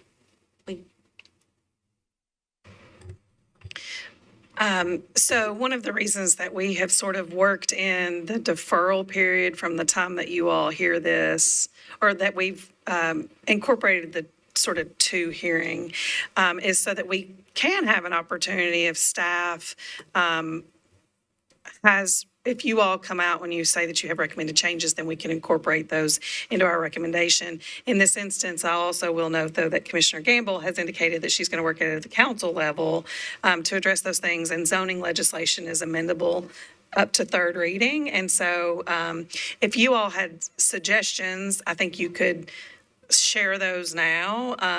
Staff may or may not amend our recommendation, understanding that there can still be changes, working with the codes department at the council level. Okay, thank you. So I guess I would suggest adding some of the specifics, especially, and I didn't realize this till Commissioner Smith brought it up, but that this applies to the entity or the person, not the property. So I think saying on the same property, it feels like if they're going after uses, this should be property specific and not necessarily. If you have another property 30 miles away, and you never got a notice and suddenly you're being taken into court on that property. So I do think, and this is very similar to some language that's already in Title 16 for other types of violations. And it can be with either property or owner, and that is pretty intentional. So if you have, like Joey or Mr. Hargis expressed, for instance, a landowner that owns 20 properties across the county, and they're doing sort of the same things on every property, codes wants to have the ability to quickly address those issues without going through the time abatement on every individual property. And so it was intentionally written that way, and that is similar language that already exists within the Metro Code. okay, then that makes sense, and that makes it even more important, I think, to address the other issues about hardship and conditions. And maybe some language that specifically says the intention of this is to address repeat offenders or egregious cases or something, so that it's not just, as it's written, it's just normal, applies to everybody with no, I'm trying to get some of the discretion that we're relying on into writing, so that I think notice is just something that's extremely important. And, for all the reasons, elderly, infirm, or you lose papers and you only got one. And then suddenly you're going to court, and then you have a court record. And so it's, I think it's very important. So maybe something about unknowing, that, if this is a repeat, an unknowing, either you didn't get notice, or, for the hardship reasons, either you didn't get notice or it was not a knowing violation. In other words, you weren't out there obviously using your property as a mechanic garage or something. Anyway, those are my suggestions. And also, what does previously notified mean? If there's an existing provision of the code that we could cite that says notified pursuant to, in the manner required by, whatever, because this could mean, well, I got a phone call, and or somebody my neighbor told me, Anyway, I guess those are my suggestions and my concerns about the way this is written right now. And I understand that Mr. Hargis is making some notes, so we will, yes. No, those are very, very good suggestions. And I think, too, it's good that we put this on record. And I think that's why the process, I feel better about the listening to this twice, that we have to go through it twice. And so that's one of the reasons. So any other discussion? Very good discussion. Commissioner Smith. Thank you. I'll second some of those concerns and maybe add one or two. I think one of the things that really worries me about this is following the person or entity. And I completely understand the intent of it, and I'm very sympathetic to punishing or addressing bad actors as quickly as possible. I think on the same piece of property, this would be a no-brainer. I got it. Following the person makes it a little harder for me. And I think we kind of looked at it both ways too. There's very little definitions to either hardship or egregious. And I have all the faith in the world in everyone who works for Metro Nashville today. But we're enshrining something in the code that will last through several zoning administrators and mayors and council people, and putting something that requires a tremendous amount of discretion is ripe for, I don't want to say abuse, but just that power will grow. And right now, we don't plan to use this on appearance, only on use. Well, that's not in here. In 10 years, you could use, or frankly, next year, you could use it for that. That's just our current intention, which isn't always carried forward into the future. And like I said, I think I get comfortable with this with a little bit more fleshing out, or a few restrictions maybe, and or get voted down. I'm happy with that too. But I think that we probably do have some bad actors, and I would be in favor of trying to get them further, but I don't think 30 days is too egregious a hardship for notification. And I think protecting the rights of both those with hardships and those property owners shouldn't be completely outweighed by just wanting to go after the bad actors. I mean, that's generally not how we make laws in the country, giving benefit out to people on both ends. And so today I'm not comfortable with it. I could probably get comfortable with it because I'm totally sympathetic to the aim. And I'll leave it at that. Very good discussion. Vice Chair. I just wanted to clarify, it says that they may forego additional notifications. It doesn't say that they will forego and that it's an immediate trigger, right? So there is some discretion with the zoning administrator to say, this seems like it's probably a one-off situation or. That's right. And our legal counsel was actually looking at the Title 16 language and noted that the Title 16 language says shall, where this actually gives more discretion and says may. Yeah. Any other discussion? Commissioner Dundon. I just have a question about what, if we vote against approval, does it get, what's the process if we? Lisa.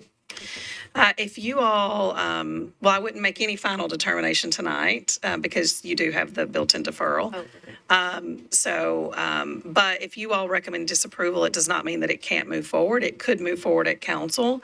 There would just be a different vote threshold for items. For zoning items where you all recommend approval, it requires 21 votes on third reading to be approved. If you all recommend disapproval, the vote threshold is 27. That's the same as our normal process for, okay. Yes. Thanks. Any other discussion? Yeah, Vice Chair. One more question. Just following up on Commissioner Smith's comment that this, we're now looking at this for use, but, next year it could be appearance, but that's two different things, right? That would, it would be a totally different approach if we started talking about code violations, right? This can't be subsumed within this as proposed. Maybe we should ask Joey to come back up, and I think that's a question that he should answer. Anything in the zoning code? Yeah, let me clarify a couple of questions from the commissioners. Chapter 17 deals with use, land use setbacks, height control provisions. Chapter 16 of the zoning code, 1624 specifically, is handled by the codes department as well, and that is the property standards code.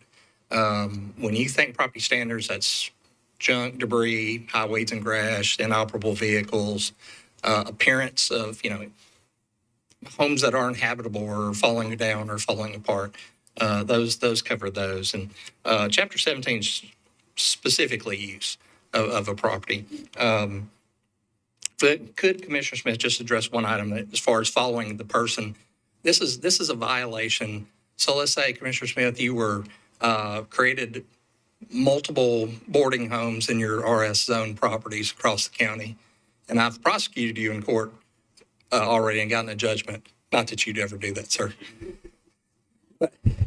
But you laid it out there, so and we'll just continue. Or say it's anybody, and it's been adjudicated, and we found you guilty of doing so, and you corrected the violation, and then literally a month later on another property you own, you're doing another boarding house. That's the intent of this. It's not a different use going on. Like this was a boarding house. This is a shade tree mechanic. This is where these folks have been put on notice because they've already been adjudicated in front of a court. So they know what they can and can't do, and that's the intent of this. And I think it's important, the language in there of may. Chapter 16, the director of codes has no discretion. He has to proceed with a warrant.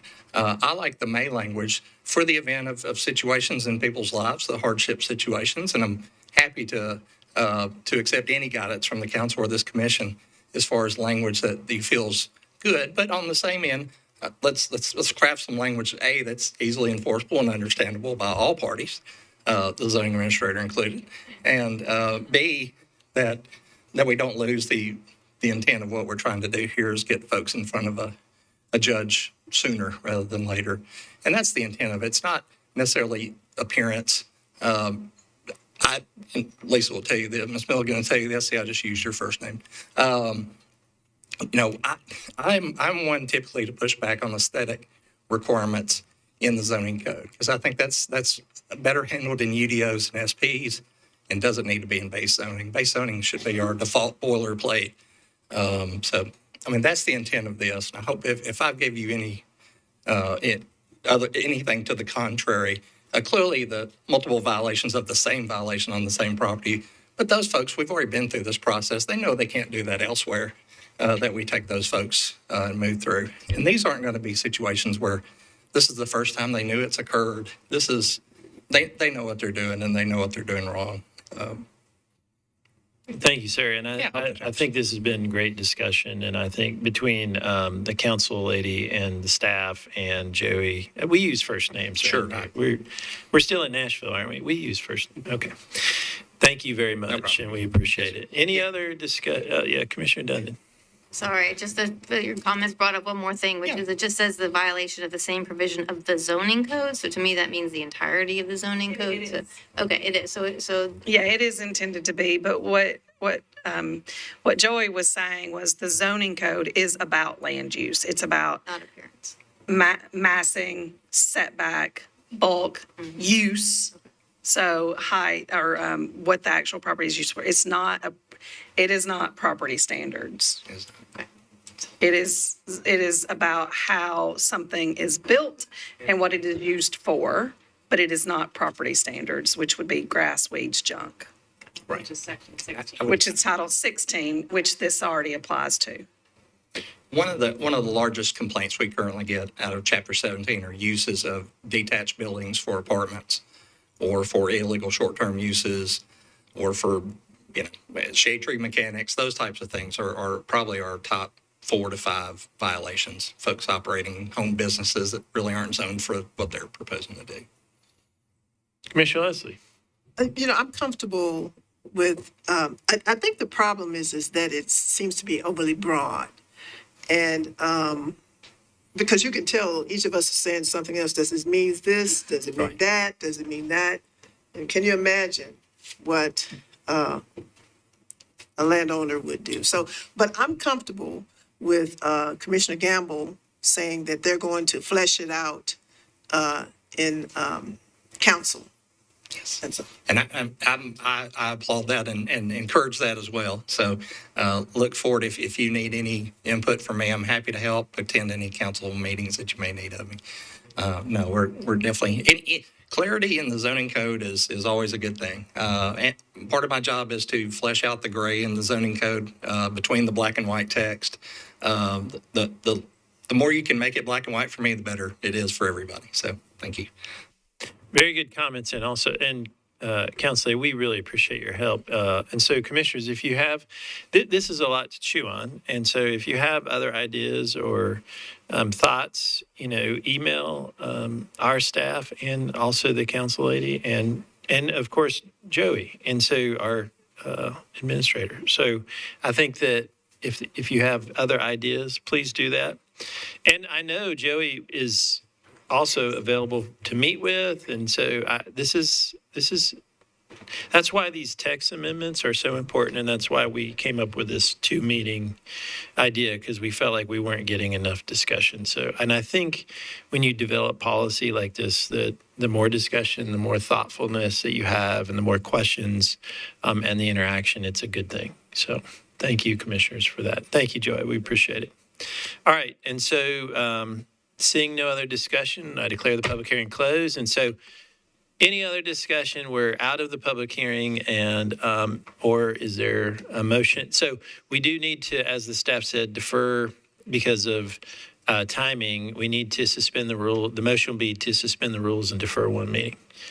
So is, Councilor, you want to make a motion? Sure. I'll make a motion to accept staff recommendation to suspend the rules to defer one meeting. That's a proper motion. Is there a second? Second. Any other discussion? Seeing none, all in favor say aye.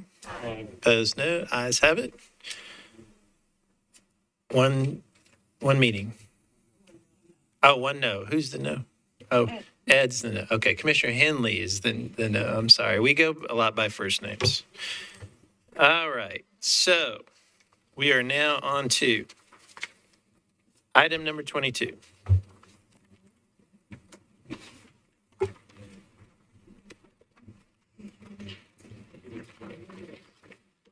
Madeline, you're up.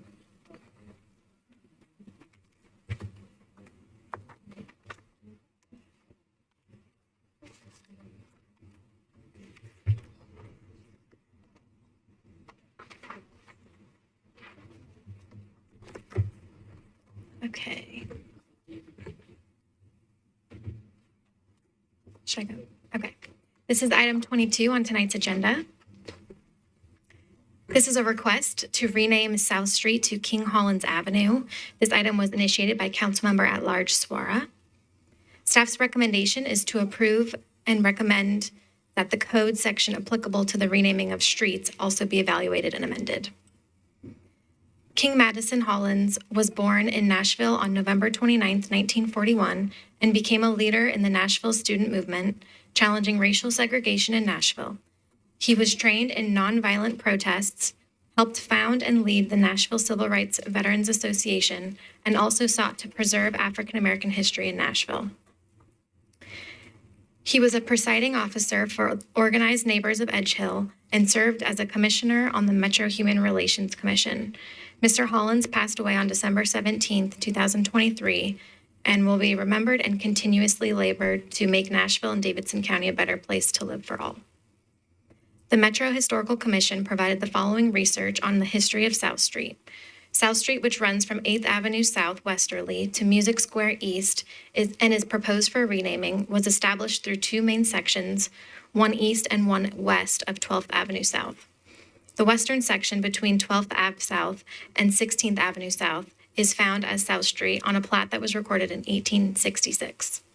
The eastern section running easterly from 12th Avenue South was known as Bilbo Avenue until 1891, when it was renamed South Street and was surveyed and recorded in July of 1867. South Street was widened and straightened between 1897 and 1898 and widened again for the Edge Hill Estates development. The street renaming process is not a typical process for the planning department and is not identified in Chapter 17 of the Metro Zoning Code. However, planning staff did follow the required procedures for street renaming, which is identified in Chapter 13 of the Metro Zoning Code. Property owners were notified and provided with an opportunity to provide written comments either in support or opposition of the request. 165 notifications were sent and opposition was received. As required per the zoning code, the Planning Commission and Emergency Communications District Board will provide the council with a recommendation. The Historical Commission will also review the request to identify any historical significance associated with the existing street name and provide a written report to the council prior to the second reading. Staff typically makes recommendations to the Planning Commission based on input from other reviewing agencies. For this request specifically, there were no public safety concerns identified by the other reviewing agencies. Therefore, staff recommends approval. However, regarding staff's recommendation for changes to the Metro Code are regarding future street name changes. The Planning Commission is required to make a recommendation, but there is not typically traditional planning-related issues with street name changes. The guiding documents utilized by planning staff are the Zoning Code, Subdivision Regulations, and Nashville Next, none of which provide guidance for street name changes. Additionally, when new streets are established, they are reviewed and processed by Nashville Department of Transportation. Therefore, staff recommends that the section of the code related to street name changes be reevaluated and updated as necessary to clarify the responsibilities. Staff's recommendation is to approve and also recommends that the code section applicable to the renaming of streets be evaluated and amended. Thank you. Thank you. And so we'll go ahead and open this item for public hearing. And Councilor Suarez, you're the applicant in this. It's in Councilor Vo's district, but Councilor Suarez is the applicant. Do you recognize Councilor? Thank you again for having me. I would not say much because I want to allow folks to speak, but I don't want to state on record. I want to reiterate everything that has been said about King Orleans, his contribution to Nashville as a civil rights activist, his contribution to segregating Father Ryan, but more importantly, his long-time contribution to HL. I also wanted to make sure that as we're discussing the actual bill, that I stress the fact that we did not pick HL randomly. It was because of his connection to the area. He was born there, the house that he lived in is still there, and his family still resides on South Street.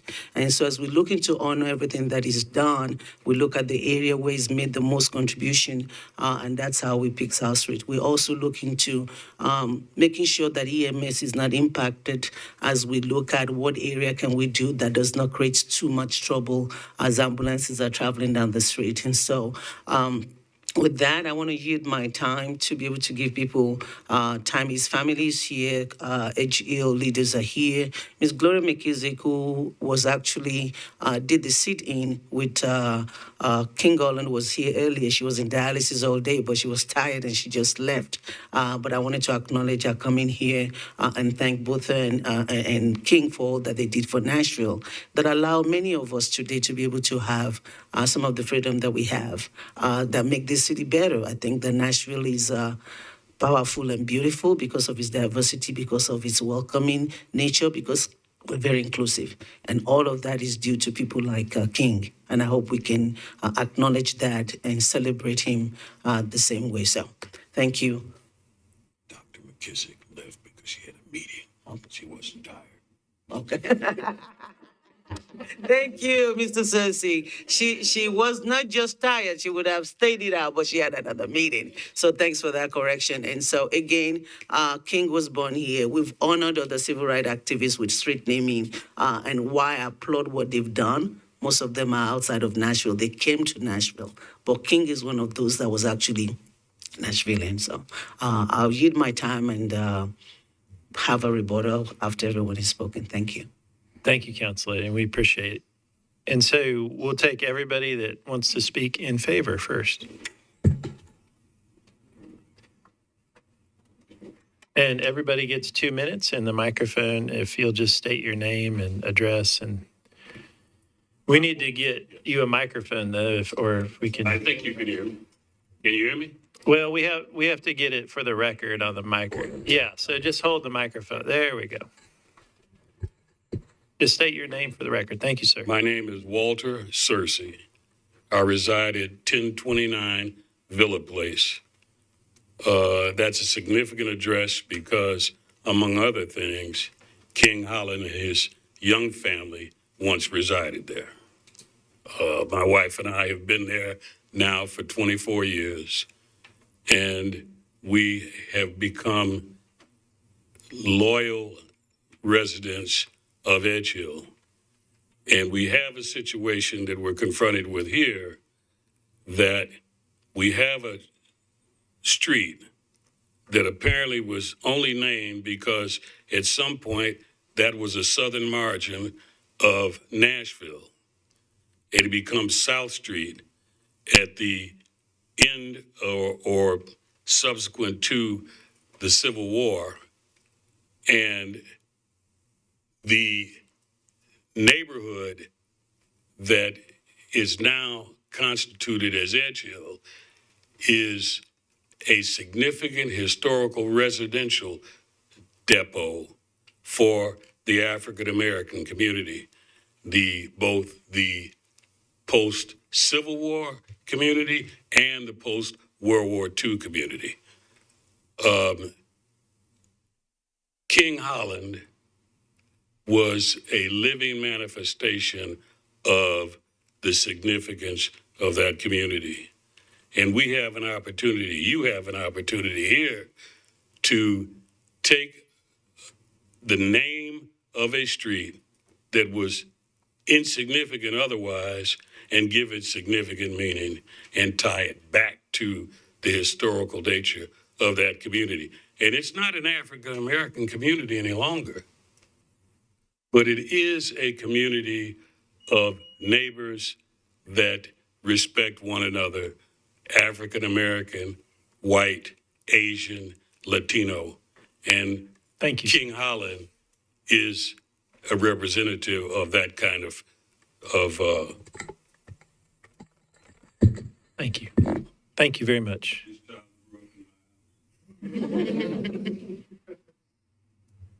Go ahead. Just state your name for the record. Thank you. How about now? Okay. My name is Kanya Williams. I just want to thank everyone for the opportunity. I stand before you today, not just as a community member, because I did grow up in that area. Aunts, uncles, grandmother's house. We ran back and forth. But I'm also a daughter of a man whose legacy continues to inspire many. My father, King Hollins, he was a pillar of the community for decades, known for his service, his integrity, and also his leadership.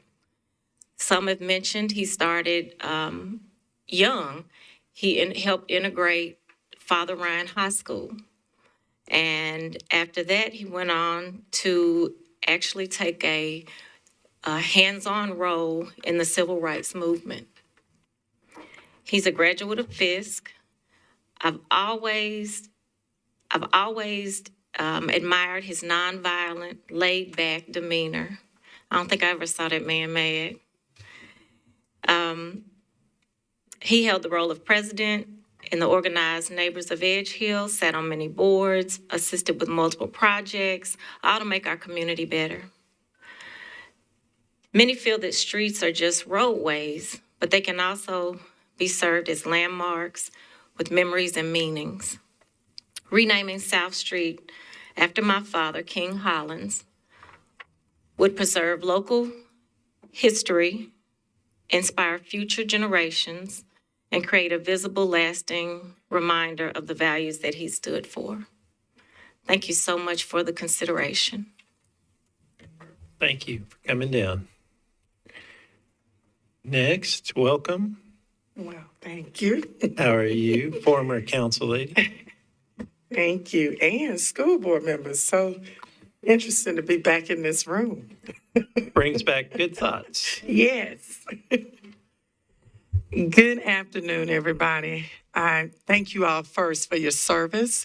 You do an incredible amount of work, and it is so appreciated by all of us. You sacrifice your time in a great way, and we thank you for giving us the honor of being able to come before you today. I'm Karen Johnson. I am the current Nashville, Davidson County Register of Deeds, everything history. Okay? And so I ask that you approve the street naming of South Street to King Hollins Avenue to honor his contributions to the fight for equality and justice, and to ensure the fabric of Nashville reflects his legacy in the very area he was born and raised. This will ensure his legacy is not forgotten and to promote community identity and pride, particularly in the Edge Hill area where this historical significance is so fitting. A Nashville native, Hollins was in the first class of 14 Black students to integrate the all-male Father Ryan High School after the U.S. Supreme Court's ruling of Brown versus Board of Education. In 1960, while studying physics at Fisk University, Hollins was arrested for participating in the lunch counter sit-ins at Woolworth's downtown, during which students were spit on and physically assaulted.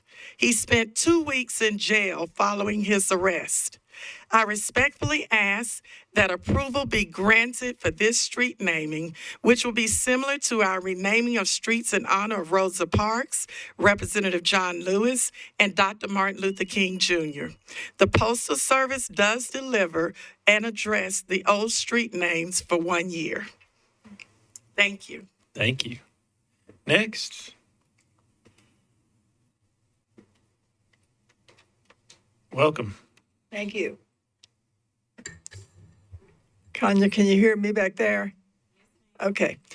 My name is Myra McCleary, and you won't know me, but I knew King very well, and Keisha asked me to come and speak about today. I was raised in Arkansas, but I knew about who this man was. I didn't know his name, but I saw him on television in 1960 when I was a senior in high school.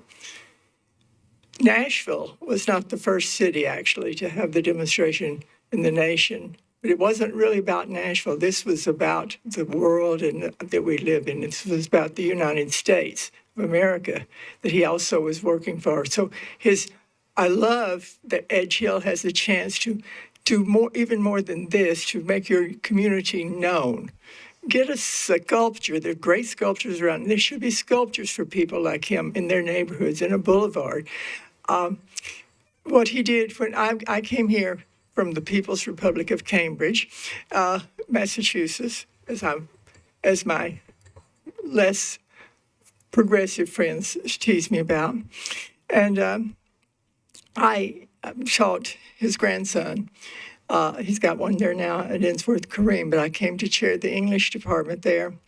And one thing I did is put on an amazing program every year, I think, not because I put it on, but because of the talent in this town, where the parents or grandparents or and faculty and senior class, when we finally had a senior class after 4 years, would do a show called Story and Song. Tell stories, sing a song, no announcement. Amy Grant, you didn't announce Amy Grant. You didn't announce Vince Gill. You didn't announce the guy who started the Chicago band, who's the parents. You did not announce anyone. They heard the language, they heard the word, and the hit of one summer was Matthew Walker, and as many of you know who he was, Matthew and King were very close, and Matthew went on the Freedom Rides.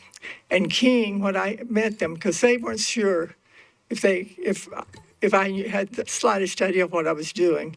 So they showed up one night, and he said, this is very quickly, they interviewed me before I could interview them. So when they decided they do, I talked to them for a while, cut it down to 2 minutes, and I read that at King's Memorial, his stay, and his first words, I can't believe I didn't bring him tonight. Well, thank you, ma'am. Speaking of 2 minutes, Okay, well, just a minute. I will say this about King. All right, if you'll And finish I very know it's quickly. 2 minutes, but also we listen to you guys do, and this is wonderful.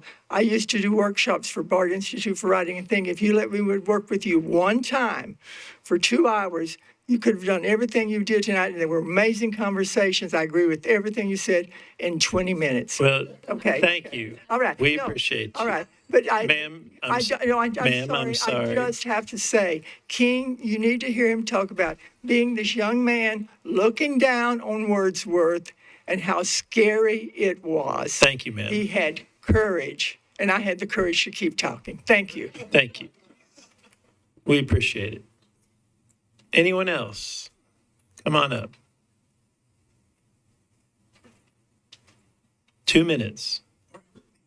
I think I can handle it. I'm Mike Hodge. I live at Green Trails Drive in Antioch, and I'm a member of Edge Hill United Methodist Church, which began in 1966 and has been deeply involved in the Edge Hill neighborhood since that time. I also worked with King and others with Organized Neighbors of Edge Hill. King didn't brag about his work with the civil rights movement. In fact, I didn't even know about it for several years. I knew instead that King had a deep love for his family and for the Edge Hill neighborhood. Organized Neighbors of Edge Hill started a college scholarship fund for Edge Hill students, built and renovated housing, created accountable relationships with the police, and fought the expansion of Music Row into Edge Hill. Now, in the middle of all of those projects and others was King Hollins. I have a picture of King Hollins and Bill Barnes, who was the founding pastor of Edge Hill United Methodist. He was in the Tennessean, and they're standing together, neither smiling nor scowling, but projecting incredible determination about their neighborhood's future. Now, I want you to know today there's an effort to wipe out the knowledge of Edge Hill as a neighborhood. There's a sign on South Street that proclaims the area to be Gulch South. It's not the Gulch. This is Edge Hill. Renaming South Street to King Hollins Avenue is one small way to keep the history of people who worked so hard for justice in our city and of Edge Hill as a neighborhood. Thank you. Thank you. Next. Welcome.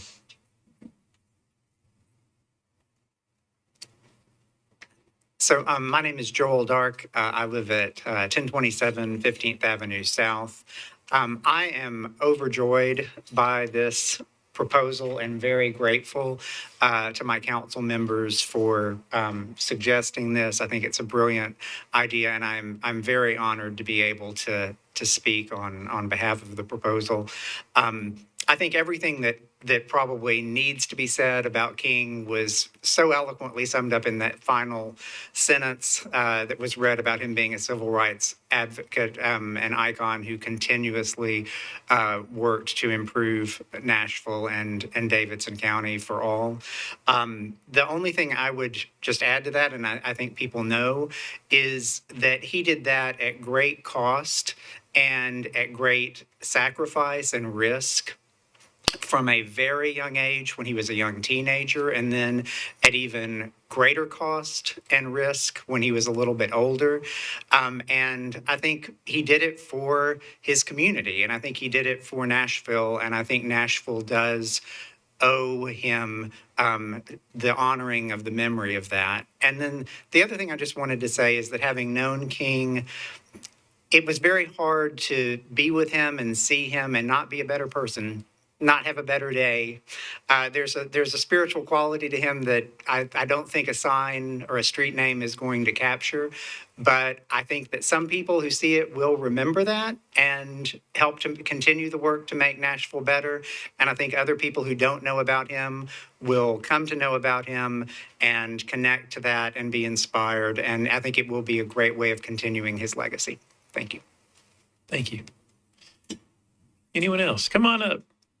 I'm going to read this, and that's all I'm going to do. Just read this. It's going to take me 2 minutes. State your name, though. John Moore. I'm on Villa Place. I won't say what the number is, because I understand this is on video. No, I'm kidding. Oh, here's what it says. In late autumn of 2002, possibly 2003, the White Wave Cleaners, in operation since the early 1930s, decided to call it quits and sell their property to a group of developers. The plan of the developers immediately alarmed a small group of neighbors who tried to take on this big project in opposition of the developers.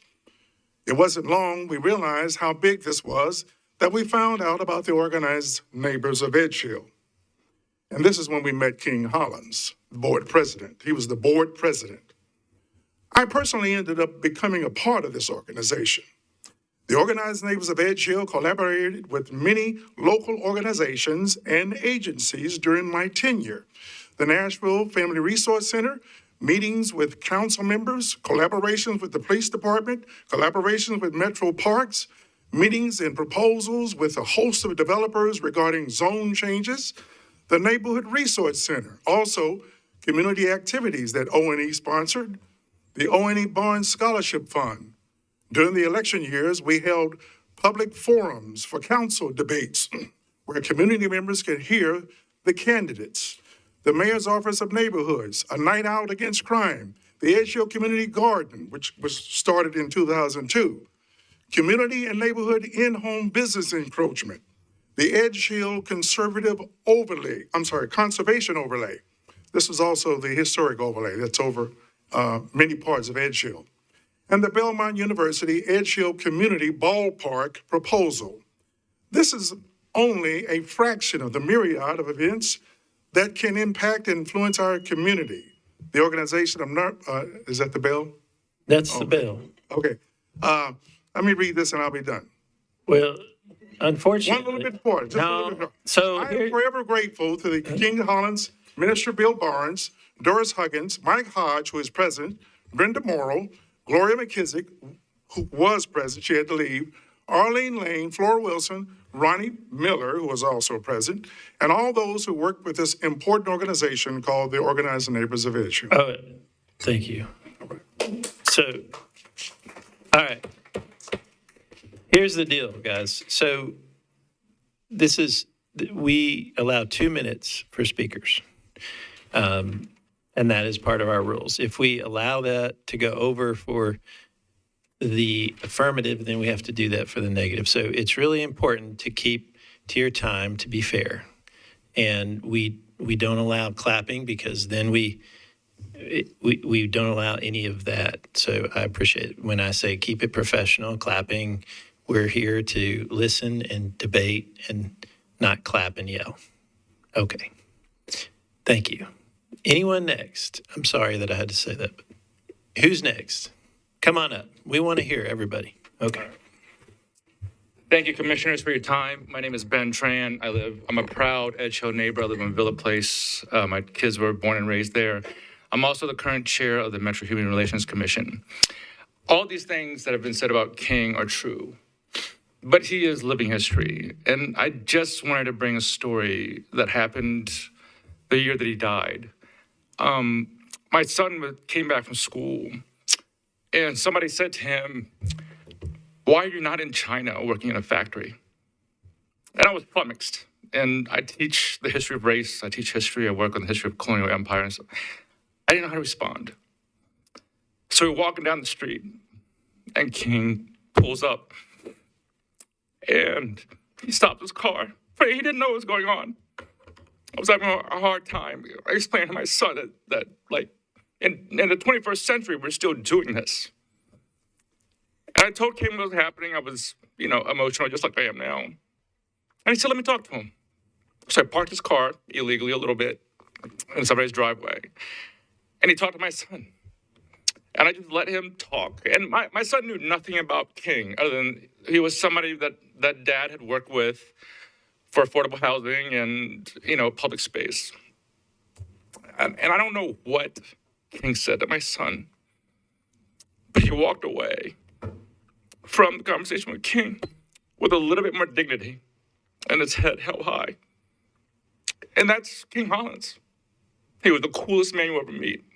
Never flustered, but had the greatest dignity for himself and for all people.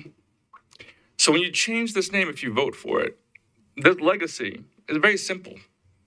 That we can all eat together, that we can all go to the same school, that we can all sit in the same room, and that we can all be together. It's so simple. I appreciate it. Thank you. Thank you. Anyone else? Come on up. Who wants to go next?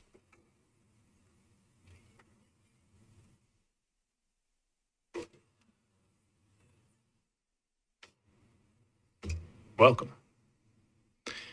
You better sit in the right. Yeah, just that way we make sure we get.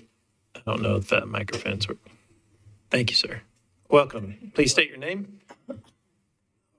Yes, Mr. Chairman, my name is Ronald Miller, 905 Villa Place.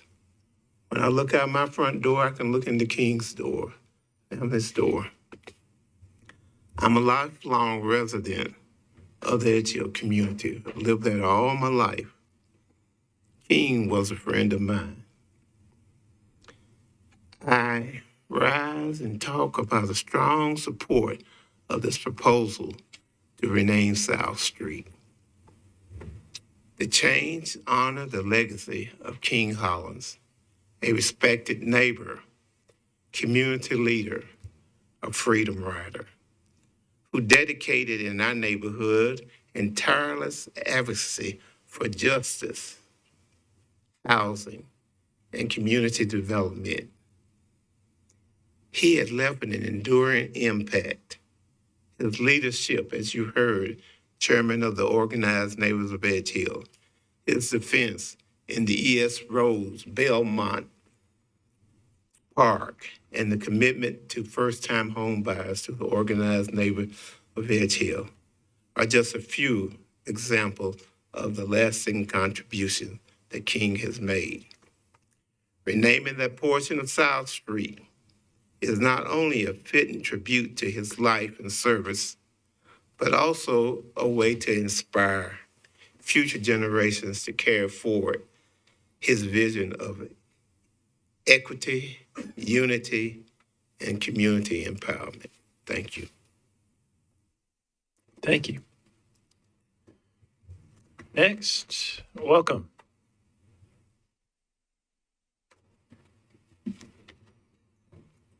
My name is Joe Kerr, and I live at 125 Waddellum Court. I ask that you approve the renaming of this street for King Hollins. I worked with King. King was a friend of mine, and King was also a hero of mine. This action, I believe, is appropriate because of King's character. And this was a very important historical time in Nashville's history, and I think King and many other groups acted very honorably and made a significant impact on Nashville's history that we can all be proud of. Thank you. Thank you. Anyone else? Come on up.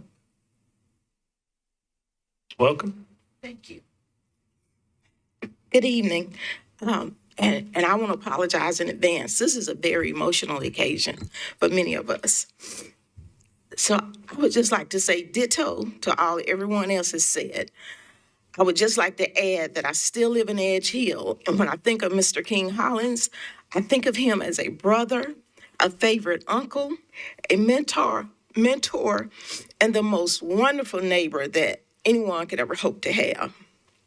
I believe that Mr. Hollins is a big part of the reason I am able to continue to live in the same neighborhood where other members of my family have lived for the past 50 years.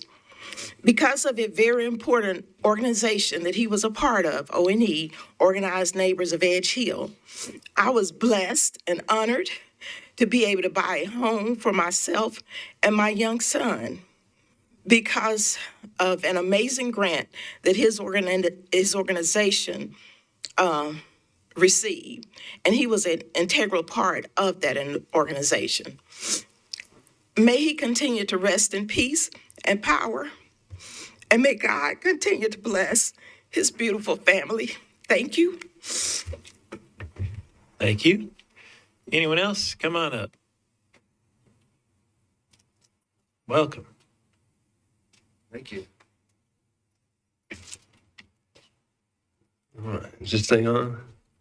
Joe Staller in Edge Hill. I got a little business, and about 10 years ago, I went up to try to work with the inner city kids in Edge Hill community, and it was closed down. And so I said, the community center was closed on Saturdays, and we couldn't play because of Belmont. So anyway, we got with King, and he nominated for O&E, and I'm now chairman of the Nashville RBI. And Daryl back here has been 20 years. He's been the director, and I've been on the boards of several of these groups with almost about half the people here. So, but King loved baseball, and he knew that was access. We get access to baseball, and then it goes to high school, and then it goes to college, and then it goes to freedom, and you can get a career, and you can move anywhere you want. But there's a lot of things from 5 to 12 are not offered in these communities. So that's what we do. And he was the one who inspired that, because he got that. He got that thing about Jackie Robinson. And when you fight the whole world and you win and you bring it to other people. So it was a great honor to know him. He's a friend. And all these people here that are here, they got the right thing in mind. There should be some reminder of somebody in the center of I think the civil rights movement is in Nashville, is in Edge Hill. It includes all the people who went to Fisk and Meharry and all these people. Amazing stories. And we should honor King with this legacy, I think. Thank you. Thank you. Anyone else? Anyone else wishing to speak? We want to make sure we get everybody. Anybody else? Nope. All right. Seeing no one else speaking in favor, anyone wishing to speak in opposition? Come on up. Let's try to keep it to 2 minutes. I appreciate it. State your name for the record. Brian Tinas. I live on South Street. I am not from Edge Hill historically, obviously. But I've lived there several years, actual resident on South Street. So I respect and admire absolutely everything that King Hollins stands for and stood for. His impact, not just his efforts. Gentleman's story about his child from China is touching. I only ask that we consider some more creativity on options. There is a heavy burden of 300 plus contacts that somebody might have that need to be changed over a multi-year period of time. This is coming from somebody who just changed 400 apps after I retired from the corporate world after 40 years. So there is a burden. However, as a father of 3 grown daughters and grandchildren, I don't recall ever having my children ask about the history of a street name. I do recall them asking about the names in parks. Why is this park named this? So I only ask that we consider other options that foster in a children's environment, parks, Edge Hill Commons that's being built, the greenway that's planned between 12th Street and 8th Avenue South, that's part of that new development in Edge Hill. Let's consider other options as well. I'm not asking for no on this. I'm just asking for consideration of other things that actually have children involved where they ask questions, because when they're driving down the street with their parents, there's not many times when they're going to say, how did this street name come about? So that is my request, and with all due respect to the entire family and all the comments made, all touching, and I agree with them all. Thank you. Thank you. Anyone else? Welcome. Thank you. My name is Sean Lyons. I'm an attorney representing Shatton Properties Management Company. You should have received my letter on this. My client has their main offices located at 1514 South Street, and they just want to raise the very practical concern that this is going to be a big, big cost for them to have to change all this. They receive thousands and thousands and thousands of pieces of mail and other deliveries every week from tenants all over the Southeast, rent checks. It's just going to be a big cost business-wise. And considering, as the previous gentleman stated, that there's got to be other ways we could do this and honor this great man without putting this burden on the residents of South Street to have to make these changes. And that's all we want to do. We want the commission to know there is a cost to this. It's not just a simple name change. There are concerns to be considered. And we thank you for your consideration. Thank you. Anyone else wishing to speak in opposition? Come on up. 2 minutes. I feel like the bad guy here. My name is Rebecca Marks, and I live at 1308 South Street. I am opposed to renaming South Street to King Holland Avenue. As a resident of South Street, I believe this name change will cause unnecessary disruption and great amount of inconvenience to all of us who actually live on South Street. Renaming a well-established street like South Street would force the people who live there to update a wide range of personal and legal documents, such as driver's license, mailing address, insurance policies, banking records, voter registration, wills, deeds, and trust agreements, and much, much, much more. The process involved in having to change your address to King Holland Avenue will not only be time-consuming, but very expensive, but could also lead to confusion with services like deliveries, emergency responders, et cetera, et cetera. I understand and I respect and I love King Holland himself, and I respect what he's done for us. But three of the people here that are so pro this name change live on Villa. Why don't they change Villa instead of South Street? Because one of these people here have actually lives on South Street. It's not going to have an impact on them like it is us who have lived there for 20 years. I've owned my property. South Street, we love our name of our street. We're proud of it. But Villa, I don't know what had significance there is in Villa, but that would be a good one.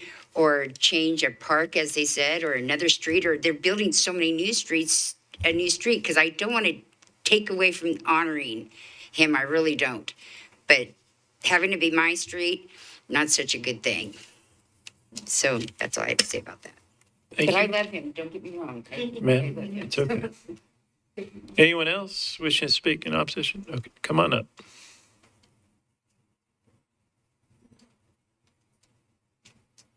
Hi, thank you, everyone.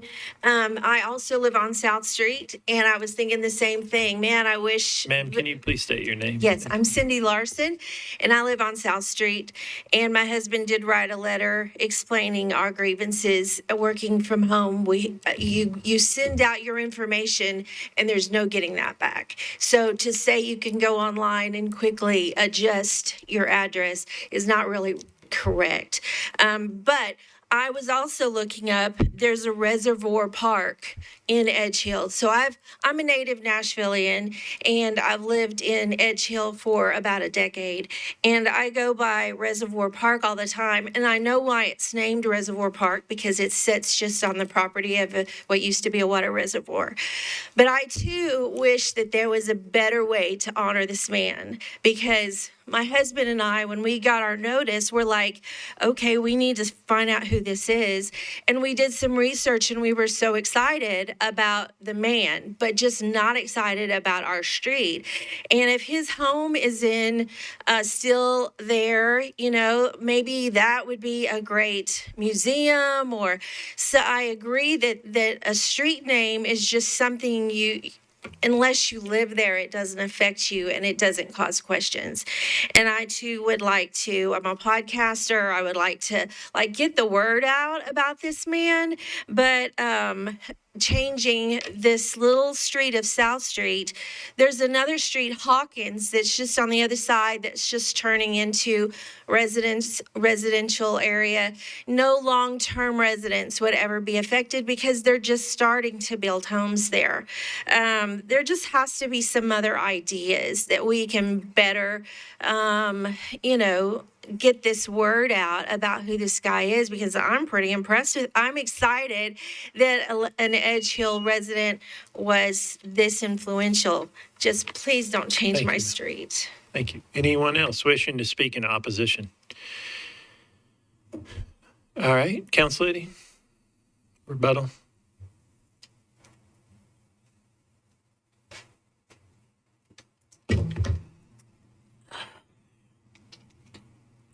Thank you. And I want to thank everyone that came to speak, both in favor and in opposition.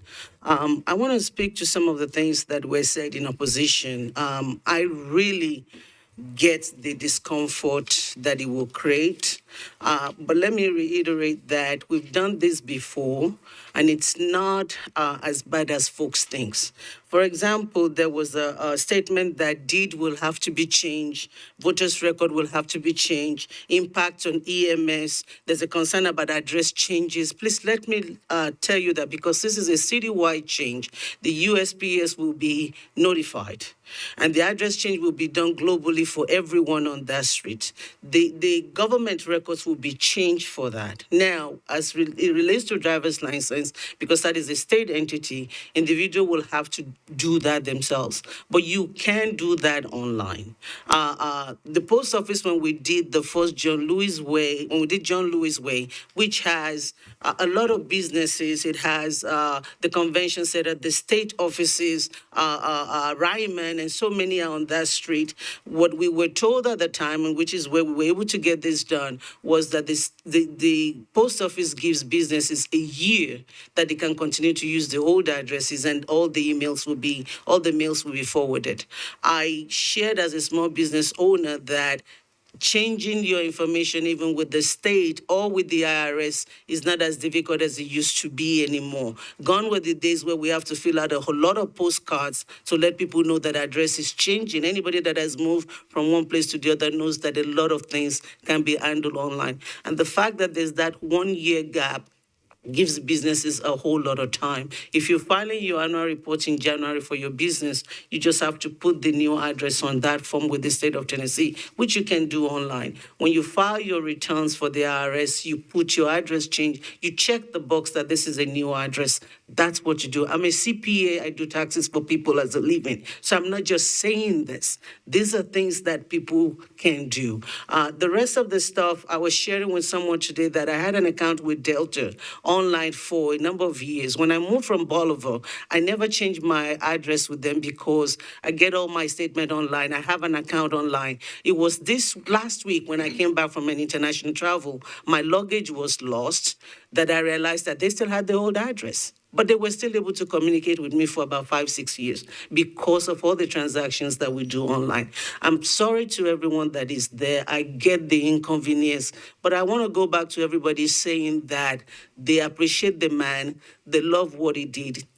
Agile is what it is today because he inconvenienced himself. Agile is what he did today because he helped build that street to what it is today. He did all of that, inconvenienced himself. The family has to pay. His family still lives here on South Street. So it's not that there's nobody from here. The mother of his children is sitting in the back there. She just doesn't want to say anything. And so he still has a space there. That's why we pick South Street. And so to everyone that is here in opposition, again, my colleague, Councilmember Vo, said, we've done street naming before. We've done a lot of things to make it easy for our client. I'll give you my number. I can share with you some of the things that we've done. We will make sure that we help through it. It's an inconvenience. If we go to Villa, people in Villa will say no. If you go anywhere else, everybody will have a reason to say no. But I want you to think about the man.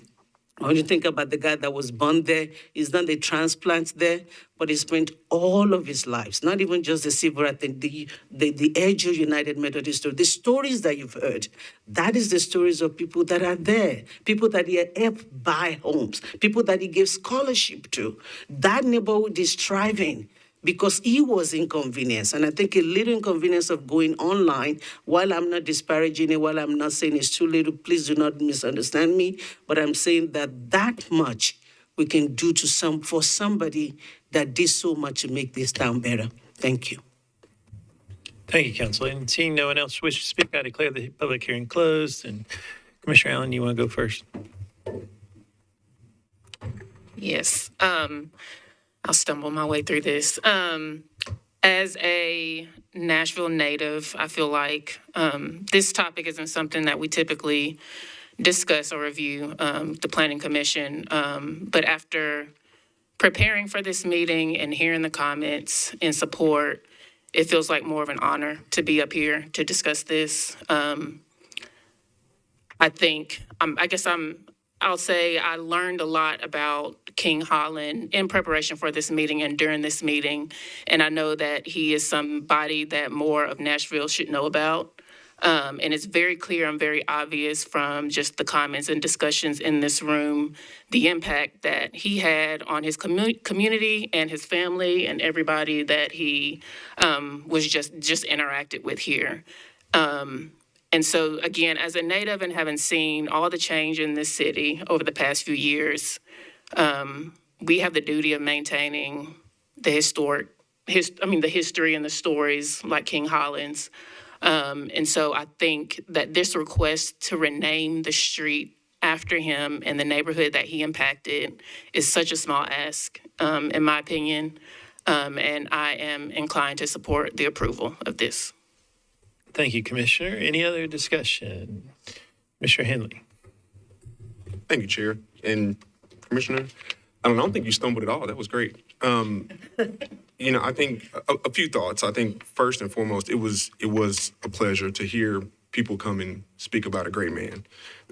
Very moving. But I'll say this, I think it's really interesting, and I think our council member addressed it appropriately. There's an opportunity here, and I think we should take it. People change addresses for great opportunities all the time, right? People just usually move to do it. There's a great opportunity here. Change your address. It's to me, it's not that difficult. But I also wrote down some very good suggestions that I think people made. I represent our parks. I represent our commission on the Parks Board. I think there's some great conversations to be had there as well. But to me, I think it speaks volumes that people took the time, even took a little too much time, expressing their love for somebody who's no longer with us. But I think it's an important thing that we recognize that these are the great opportunities we have as Nashvillians to keep things that we hear so many people complain about. We're losing ourselves and we don't honor our history. And then when we have the opportunities, I think we should take them. And I agree with my fellow commissioner. Any other commissioners? Commissioner Leslie and then Commissioner Marshall. I was sitting here thinking, I'm a native Nashvillian also, but I've never heard of this gentleman. And I was quite pleased to hear about it. Then I thought, why did they bring a picture? Wait, hold on a second.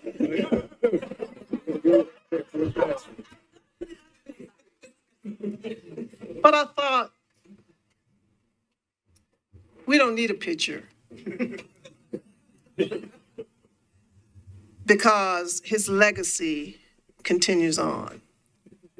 I do understand, as has been echoed, the inconvenience. I looked it up already. I looked him up. Here you go. Thank you. Good looking man. Oftentimes, whenever there's a change or something about to come, it's going to inconvenience some. It's going to inconvenience some people. I understand that. But I also thought, Commissioner, if we rename this, and streets are renamed in Nashville all the time, because I don't even know where I'm going anymore. Right? I need a landmark, and I was looking for a landmark on this to see where exactly, but I am familiar with South Street. But I was thinking it's not, why would they be mutually exclusive? Change a street and a park. That's what I was thinking. So I'm honored about his story, and I would be honored to ride down the street named after him. And I appreciate everybody that has come, and I understand your position, but I'm inclined to approve. Thank you. Thank you, Commissioner. Commissioner Marshall. Thank you. I got a question before I make up my statement. In the analysis, it says that you receive opposition to this request that the 165 notices were sent out. What were those responses? Were they overall negative or were they positive? Or do we have the numbers on that? If you'll give us a couple minutes, I think we can gather that. Do you already know it, Maddie? I don't have the exact numbers, but I could the opposition was mostly about the changing the, street name of the inconvenience, I guess, of updating documentation and things.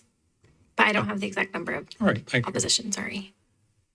Well, what I would say to the commissioners, I happen to sit in a very unique position. I chair the board for American Baptist College, which is a very historic African-American college here in this city, HBCU. And they deeply are involved in the civil rights history, C.T. Vivian, John Lewis, Bernard Lafayette, all of those gentlemen graduated from American Baptist College right here in the city. And I think it is very important that we recognize what those particular individuals went through. That was an inconvenience. That was an inconvenience. I also have been fortunate enough to develop a subdivision here in the city years ago, and ran into the same thing with the existing neighbors that didn't want the street to be renamed. But those same people today, because of the name we gave it, those same people now speak very proudly of that name change. All I'm trying to say is that basically, this is a small debt in my mind that we could do to repay someone such as this. This man was great. This man did something that I don't know that I could do. And so I fully support it. I ride down Interstate 40 and I see parks named after people that, I wonder sometime how that happened. But to rename that street in Edge Hill, which is a very historic community, I think is the appropriate thing to do. I was very impressed with the people that live in that community that came out, and that's why I asked the question, what was the number of people in opposition? Because I see the majority of the people that did take the time to come down here were in support of it. So I would ask that we do pass this particular recommendation. Thank you, Commissioner. Any other discussion? Commissioner Clifton. Oh, and then Commissioner Clifton and then Councilor. Well, it's hard to match the eloquence of people out here speaking, and just about as hard to match the eloquence up here. I simply wanted to echo what people have said. I did not know him personally. I've spent a good part of my adult life on and around Edge Hill because of some wonderful people who dragged me into things that I need to be part of. And a lot of them are out here wondering what I'm going to say, other than it's just a wonderful small thing we can do. We've done other things like this, probably for lesser causes. I'm not going to say lesser people, but I think probably so. I appreciate people bringing this forward. I know that the people who have not been for this are not for it are not against it for terrible reasons. I get that, certainly, but we have to weigh everything and go forward. I think it's a very small step, and maybe there'll be more to broadcast more about this legacy of this man. So I'll be happy to vote with this. Thank you. Council Lady? Thank you, Chair, and I concur with everything that has been said today. I just want to thank everyone for coming down, and especially want to thank King Holland's family for the sacrifices you all made in allowing your dad, husband, uncle to represent and serve the city of Nashville the way that he did. So I just wanted to put that on the record as well. Thank you. Thank you, Council Lady. Commissioner Dundon? Sorry. I agree that everything that's been said has been way more eloquent than I could put it. And thank you all for telling the story of Commissioner Dundon, I don't think. Oh, sorry. There you go. And I just want to say that street names do matter. I learned who Perry Wallace was because Vanderbilt changed the name of that street, and I would be totally ignorant of who that person was, or the integration of sports and just the stories that come with the names on streets or parks or wherever. So I do think it's important, and I'm proud to be able to vote on this. Like you said, it's an honor to be able to vote on this. And I appreciate that the staff has said there are no standards here. Like when we're evaluating everything else, I have this little voice on my shoulder that is speaking to me about what does Nashville Next say? What does the policy say? That's the standard you're applying. What are, our goals are housing, getting people to have affordable housing. Here, there is none of that, and the staff has acknowledged that, and I think that is an issue because there's probably more people deserving of streets to be named than there are streets. So having some sort of, it sounds like we're voting on is also going to be developing some sort of, yeah, go ahead. I think what the staff is suggesting that, and I've done a little bit of sort of background research on this section of the code, and it looks like this section of the code of the Code of Ordinances, not the zoning code. So this isn't in the zoning code. This is in Title 13.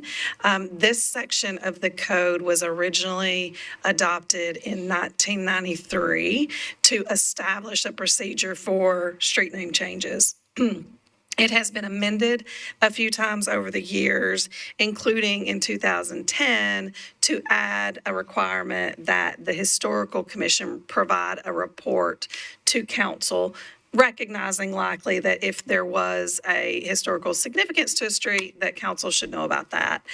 It has always had a requirement that street renamings be referred to the Planning Commission and that the Planning Commission be the body that is responsible for notification.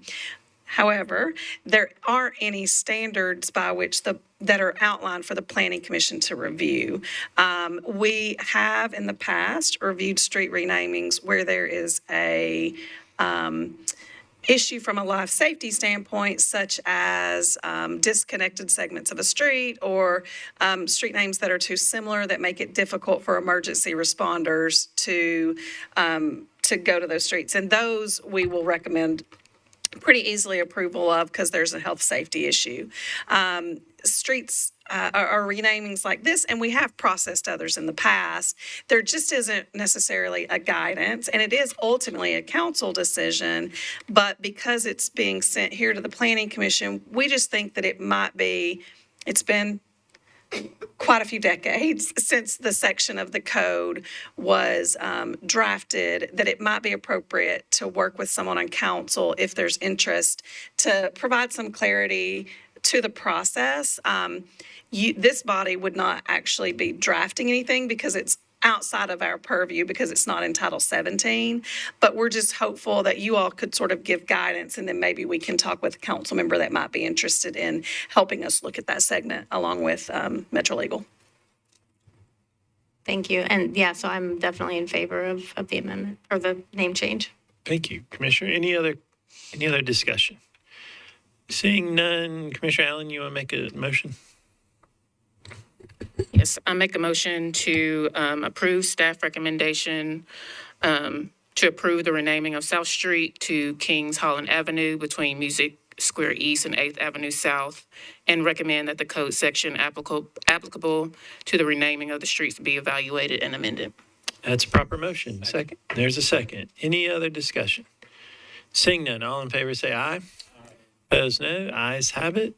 Thank you, everyone, for coming down, and we appreciate it. Good job. All right, so that leads us, Commissioners, that finishes the public hearing section. So now we're in other business, historic. Commissioner Smith. No major update. Okay, hold on one second. If everybody could leave, I don't want to say leave, but if everybody could exit, we're still conducting the meeting, so if everybody would, we'll just give a few minutes.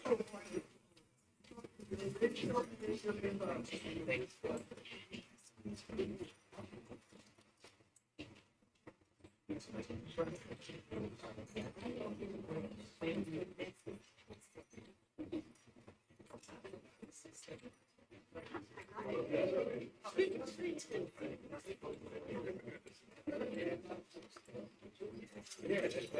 am a former librarian to the staff of the planning commission.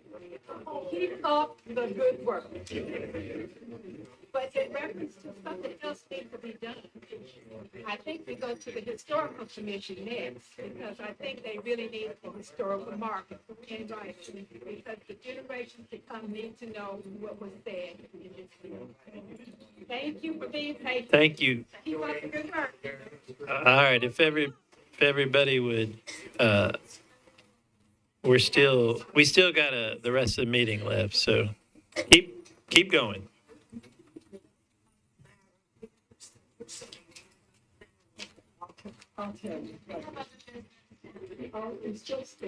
You can have 2 more minutes. All right, so Commissioner Smith, you're recognized on other business, historic. No major update from historic. No major, okay. Commissioner Henley, Parks. Thank you, Chair. I just, again, bring to everyone's attention that the Parks Department is still actively working on their update to Plan to Play, which is really large endeavor. They did do an update at the most recent Parks Board meeting. So in terms of a summary version of where things stand, it's a great opportunity to go online and check that out. July was Parks and Rec month, so it was great to honor our Parks and Recreation staff for all that they do. They get a lot more activity. The parks get more well-loved during the summer, so I always like to take time to thank them. But as school has started back, they also get a lot of extra love for the young ones that are attending the after-school program. So I always like to highlight the great work that's done there. And just in a matter of current events, I was nominated for the vice chair position of the Parks Board, but appropriately came in as a runner-up. So fortunately enough, I have someone better in that role at the Parks Board, but really excited to continue to serve. We appreciate your service, Commissioner. Executive Committee report. So, Commissioners, the only thing I have is pay attention to the upcoming calendar. We're off our summer hours, and we're back into full swing every 2 times every month. So keep that on your radar, in your calendars. Anything on the director's report, Lisa? I just wanted to give everyone an update that we will be back in our regular location with new equipment, which we are very excited about. We got a notice from General Services today for us to come and take a look at it. And so we're very excited about that. And so thank you all for your patience while we've sort of been a little bit of a traveling roadshow, but we'll be back to our normal home next time. Excellent. We've been praying for new microphone equipment for years. So anyway, sorry. Legislative update. The council lady left. So seeing no other business, is there a motion to adjourn? We're adjourned.